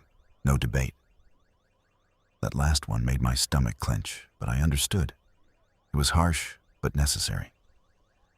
After the meeting, people came up to us, introduced themselves, asked where we'd come from, what we'd seen. We told parts of our story, left out the parts that made us look like monsters. A woman named Beth offered to show us to our quarters, a small house on the edge of the settlement. 2 bedrooms, basic but clean. "This is yours," she said, "as long as you contribute to the community." "What do you need us to do?" Karen asked. "What can you do? I was a teacher before." Beth's face lit up. "We need teachers. The kids. We're trying to keep them educated, keep some normalcy." "I can do that." Beth looked at me. "And you?" "Insurance adjuster. Not exactly useful now." "Can you shoot?" "Yes." "Then you're on security rotation. We need guards on the walls, eyes watching for infected." "I can do that." Rick spoke up. "I did construction before. If you need repairs or building, I'm your guy." "Perfect. We're always building, us always expanding." It felt surreal, talking about jobs and responsibilities like the world was normal. But maybe that was the point. Maybe pretending the world was normal was how you survived. We settled in. Days turned to weeks. I pulled shifts on the wall, learned the patterns. Infected showed up occasionally, but they were easy to spot and easier to kill at range. Karen started teaching. 12 kids ranging from 5 to 15. She came home exhausted but smiling. She needed purpose, and she'd found it. Rick worked construction, helped expand the wall, build new housing. He was good at it, seemed content. Me? I was still waiting for the other shoe to drop. Because places like this didn't last. Not in my experience. Something always went wrong. Week 3, I was on night watch when I saw lights in the distance. Vehicles. Coming toward town. I alerted the other guards. We got ready. Weapons loaded, positions fortified. The vehicles stopped outside our gate. 3 trucks, maybe 20 people. They looked rough, armed, dangerous. Their leader stepped forward. A woman, tall, scarred face. "We're here to trade," she called up. "Trade what?" Henry called back from the wall. "Supplies for food. We've got medicine, ammunition, tools. You've got farmland. You've got food. Let's make a deal." Henry considered. "Wait there." He called a meeting. Quick decision-making process. We voted. Majority said yes. Trading was safer than fighting. We opened the gate, let them in under heavy guard, inspected their supplies. They were telling the truth. Medicine we needed, ammo we could use. We traded, gave them vegetables, some canned goods we'd made, so everyone came out ahead. They left peacefully. "See?" Henry said to me after. "Not everyone out there is hostile. Some people are just trying to survive like us." He was right, but I stayed wary. Week 5, another group arrived. Smaller, 12 people. Half of them children. They weren't traders. They were refugees, fleeing some other settlement that had fallen. We took them in, fed them, gave them shelter, added them to our community. Our population hit 220. Month 2, I was on the wall at dawn when I saw it. Smoke. Lots of it. Coming from the south, from the direction of Phoenix. Something big was burning, or maybe everything was burning. Hard to tell from this distance. I reported it. Henry came to look, stood next to me staring at the smoke column. "The cities are gone," he said quietly. "All of them. I've heard reports. Phoenix, Tucson, Los Angeles, New York, all fallen, all burning. What we have here, this is it. This is what's left." How many communities like ours? Scattered across the country? Maybe hundreds, maybe dozens. Hard to know. Communications are spotty. We get radio contact sometimes, other times nothing. Think we'll ever rebuild? Really rebuild? He looked at me. That depends on us, on whether we can hold this together, on whether we can remember what it means to be human. I thought about Josh, about the survivors we'd killed, about all the choices we'd made to get here. What if we can't? I asked. Then we deserve what we get. Month 3. A woman named Lisa gave birth. First baby born in Pine Ridge since the outbreak. Everyone celebrated. It felt like hope. Like maybe we actually had a future. I held that baby once. Tiny thing, screaming her lungs out. So fragile, so vulnerable. Karen cried when she held her. Later that night she said, "I want one." "A baby?" "Yeah, I want us to have a baby." "Karen, the world is what we make it. And I want to make something good, something that matters. A child, our child, a future." I looked at her, really looked at her. She meant it. She wanted to bring life into this nightmare. And maybe that was the most human thing possible. To look at hell and decide to plant a garden anyway. "Okay," I said. "Let's try." Month 4. We lost someone to infection. A man named David who was out on a supply run. Got cornered. Got bit. Made it back to town before turning. He turned in the medical building. Attacked a nurse. Bit her before we put him down. We had to execute her too. And 20 minutes after she was bit, before she turned, she begged, pleaded, said she felt fine. I was the one who pulled the trigger. Security rotation, my responsibility. I think about her face sometimes, the fear in her eyes, the moment the light went out. We burned their bodies outside the wall. Henry gave a speech about sacrifice, about vigilance. People were scared after that. Jumpy. We increased security, made the rules even stricter. Month 5, the traders came back. Same group, but this time they had more people. And they weren't friendly. They demanded food, half our stores. Said they had the guns to take it if we didn't comply. Henry refused. We had a standoff that lasted 3 hours. Finally, they left. But as they did, their leaders shouted back, "We'll remember this. When you're starving this winter, remember you made an enemy today." After they left, Henry called an emergency meeting.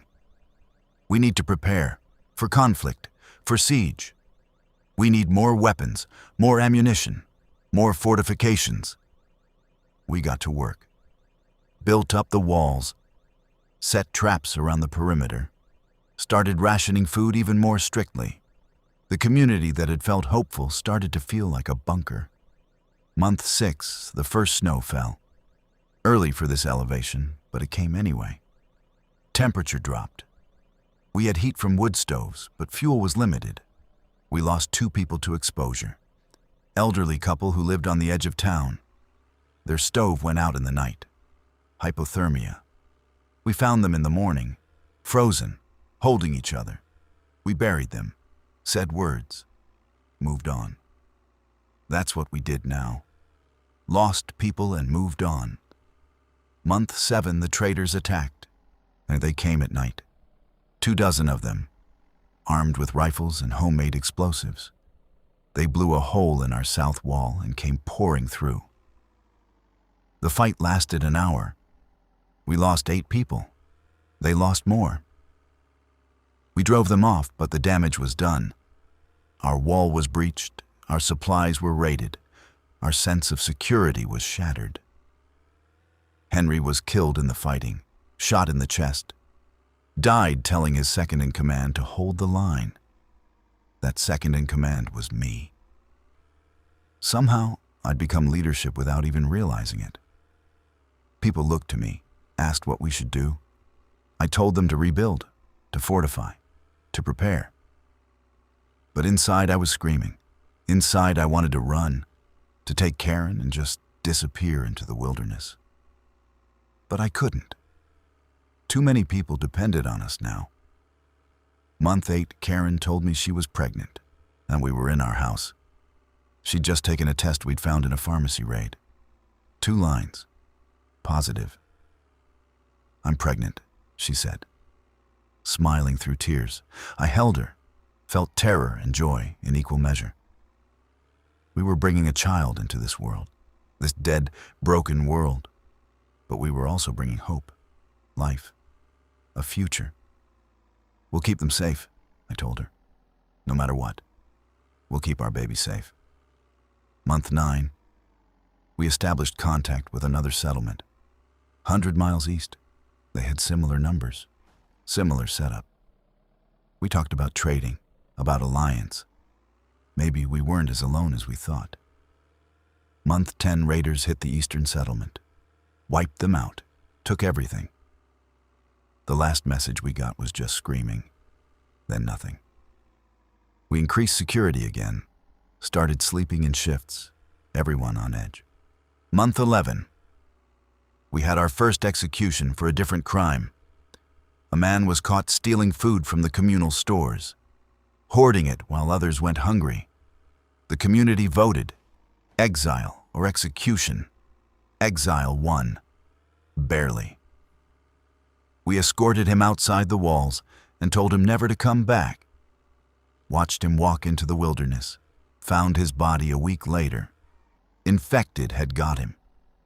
Month 12, Karen was showing, her belly growing with our child. She still taught, but she was tired all the time. I did everything I could to make it easier for her. Took extra shifts, made sure she ate enough. We'd survived a year, a full year since the outbreak, since the world ended. Pine Ridge had 230 people now, down from 240 at our peak.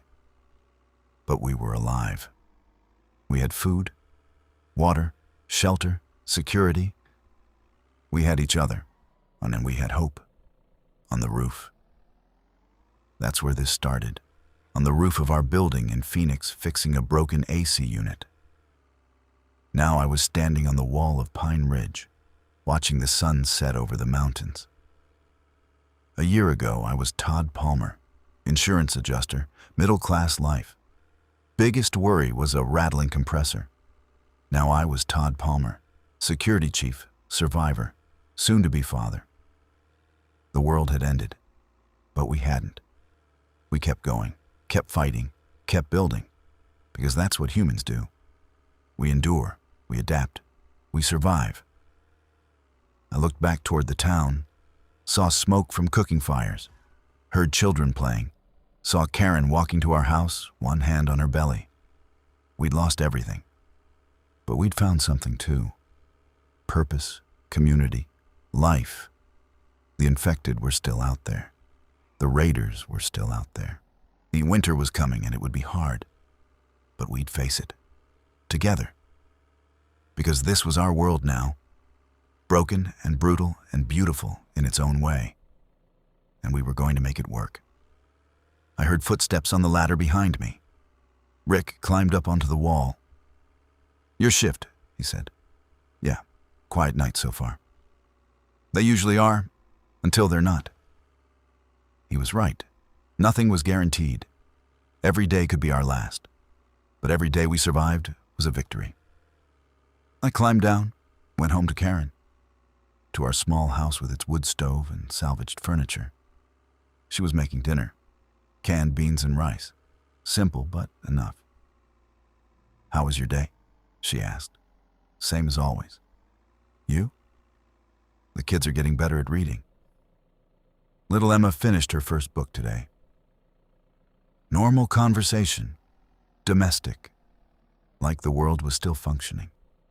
Maybe it was, in its own way. We ate, talked about names for the baby, argued good-naturedly about whether we wanted to know the sex or be surprised. We went to bed in our small bedroom with its window overlooking the wall. I held Karen and felt our baby kick between us. And for the first time since this all started, I felt something beyond just survival. I felt peace. Temporary, maybe. Fragile, definitely. But real. Tomorrow would bring new challenges, new threats, new losses. But tonight, we were safe. Together. Alive. And that was enough.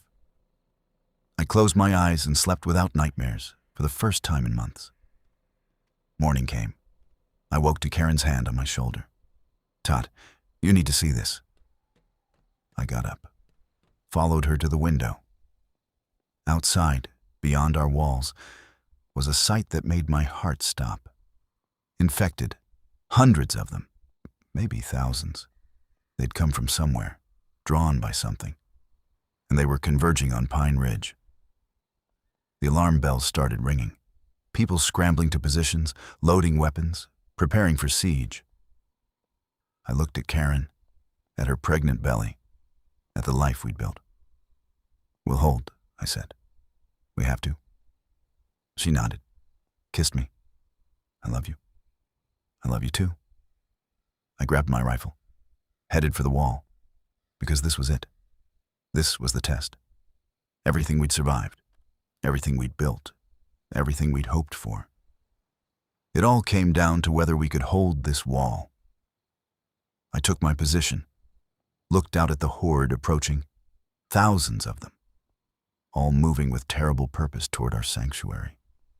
Behind me was everything worth protecting, everyone I loved, every reason to fight. In front of me was death, overwhelming, inevitable. But I'd faced death before. We all had. We'd looked into the abyss and we'd survived. We'd do it again. I raised my rifle, found a target, began to fire. Around me, others did the same. Our walls erupted in gunfire, in shouts of defiance. The infected kept coming, wave after wave, crashing against our defenses like a tide. But we held, hour after hour, day bleeding into night. We held. We lost people. The wall was breached in 3 places. We fought hand to hand in the streets. But we held. Because that's what we did. We endured. We survived. And when the sun rose on day 2 of the siege, something changed. The infected started to thin, started to wander away, like whatever had drawn them was fading. By noon, the last of them were gone.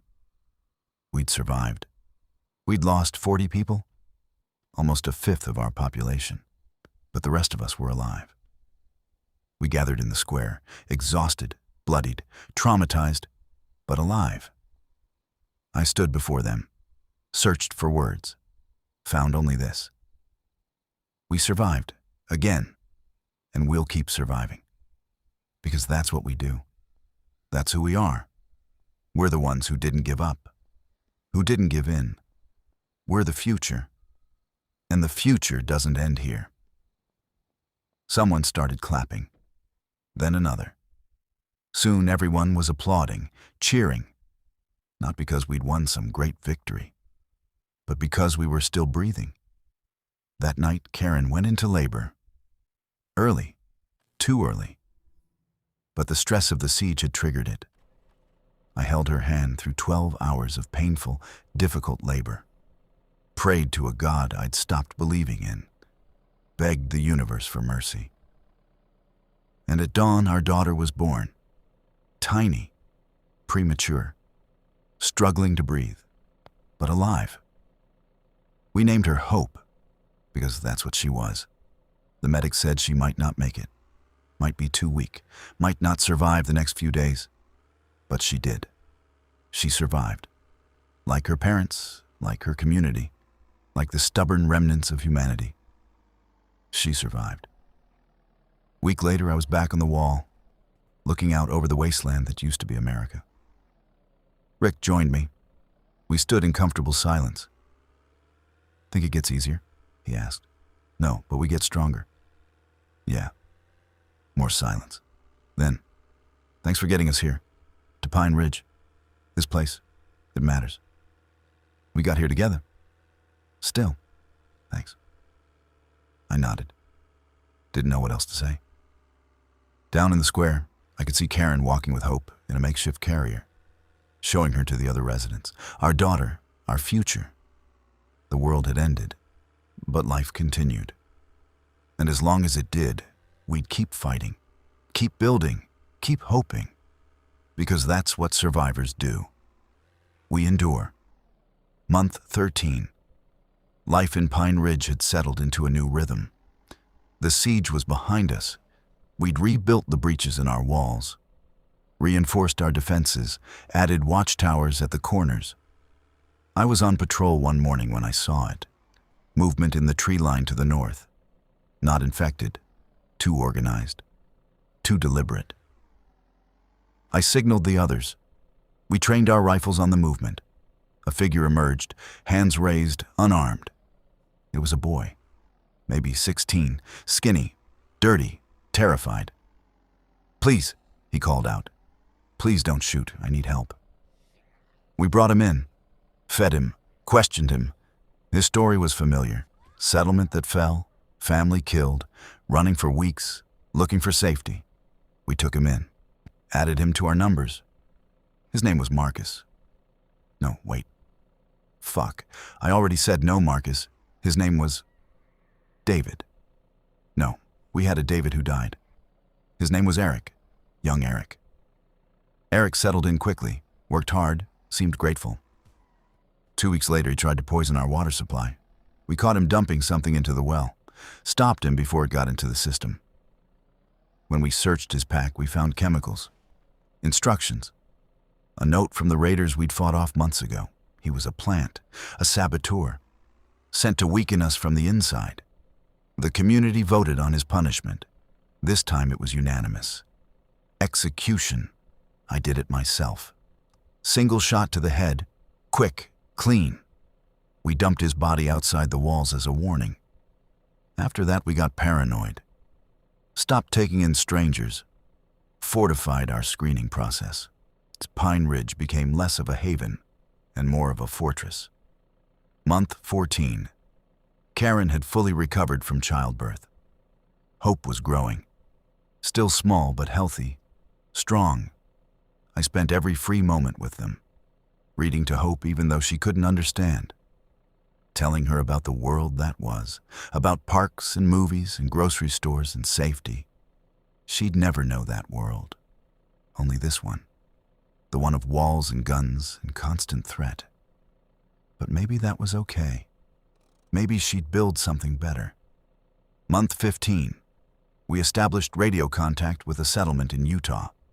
They had 200 people, similar setup to ours. We talked about coordinating, about building a network. It was the first glimmer of something bigger, of reconstruction on a larger scale. But it was fragile. One lost radio signal, one bad storm, one raid, and it could all disappear. Month 16. Winter hit hard. Temperature dropped below freezing for days at a time.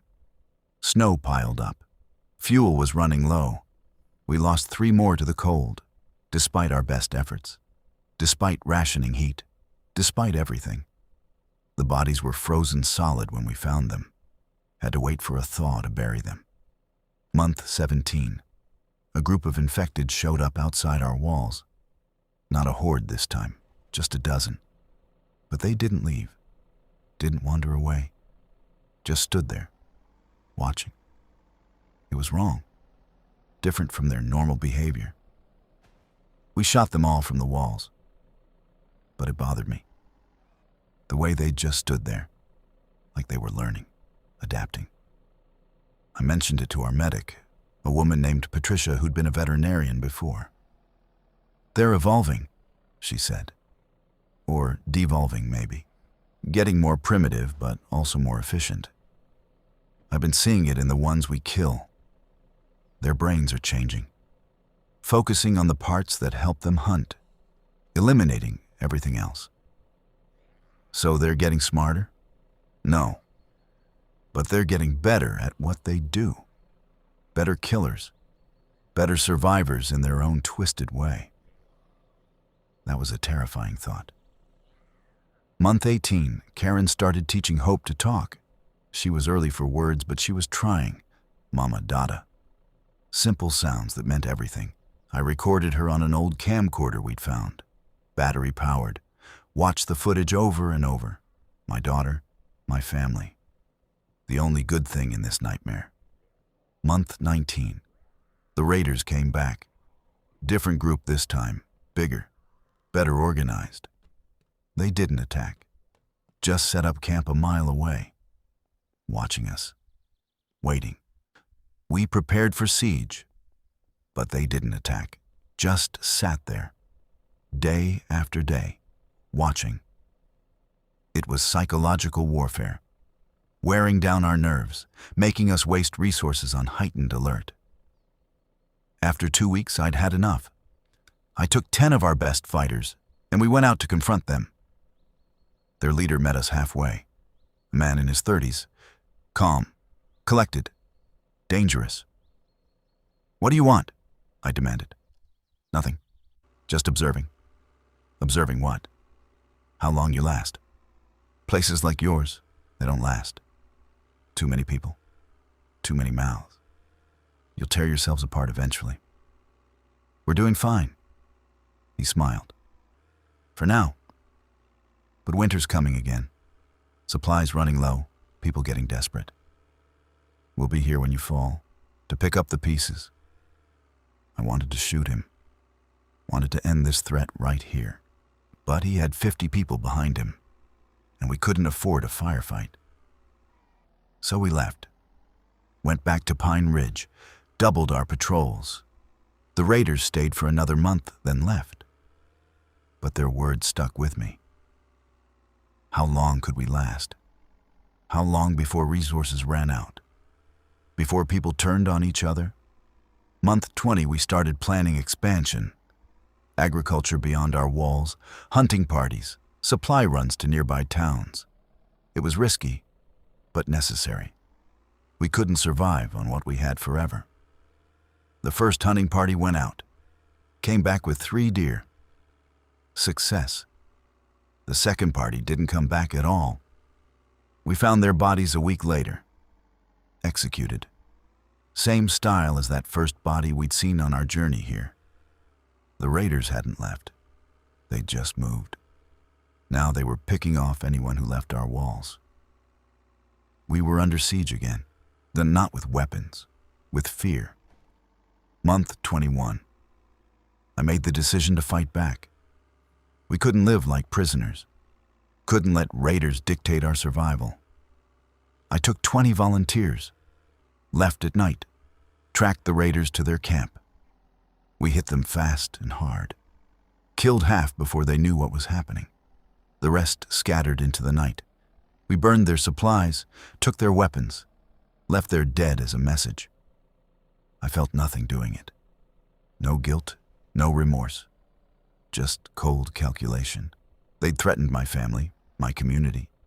This was justice, or so I told myself. Month 22. Hope took her first steps, stumbling from Karen's arms to mine, laughing, falling, getting back up. I cried watching her. This tiny person, this miracle, this reason to keep fighting. Karen cried too, and we held each other and our daughter, and for that moment, then everything else faded away. Month 23. We made contact with another settlement, this one south in New Mexico. They had farming, livestock, real sustainability. We talked about trade routes, about safety, about building something that would last. It felt like progress, real progress. Month 24. 2 years. 2 full years since that day on the roof when I'd been fixing the AC and the world had ended. Pine Ridge had survived, grown even. We were up to 250 people now. We had crops, livestock, industry. We had a future. I stood on the wall at sunset, watching the sky turn orange and red, thinking about everything we'd lost, everyone we'd lost. Josh, the Richardsons, Henry, David, Eric, the hunting party, and all the nameless people who died on our journey here. We carried them with us, their memories, their sacrifices. They'd gotten us here, to this moment, to survival. Karen joined me on the wall, hope in her arms. Our daughter was walking now, talking, growing so fast. "What are you thinking about?" Karen asked. "Everything. Nothing. How far we've come. We've got farther to go." "I know." Hope reached for me. I took her, held her against my chest, felt her heartbeat, so fast, so alive. "Tell me something good," Karen said, using that same phrase from 2 years ago, from our apartment when the world was falling apart. I thought about it. We survived. Against everything. Against all odds. We survived. And we're still here. Still fighting. Still building. That's good. She smiled. Yeah, that's good. We stood there together, a family, watching the sun set on a broken world that we were slowly, painfully putting back together. The infected were still out there. Raiders still threatened. Winter would come again. People would die, but we'd face it. Like we'd faced everything else. Together. Because we were survivors. Not just in the sense that we lived through the outbreak, but in the sense that we refused to give up. Refused to let the darkness win. We'd build something from these ruins. Something worth having, worth protecting. For hope. For all the children being born into this new world. We'd give them something better than what we'd lost. We had to, because that's what it meant to survive. Not just to live, but to create, to build, to hope. And as long as we could do that, we hadn't really lost. The world had ended. But we were writing a new beginning, one day at a time, one step at a time, one breath at a time. We were the future. And the future wasn't ending here, not on my watch. Thanks for watching, guys. I will be back with another story.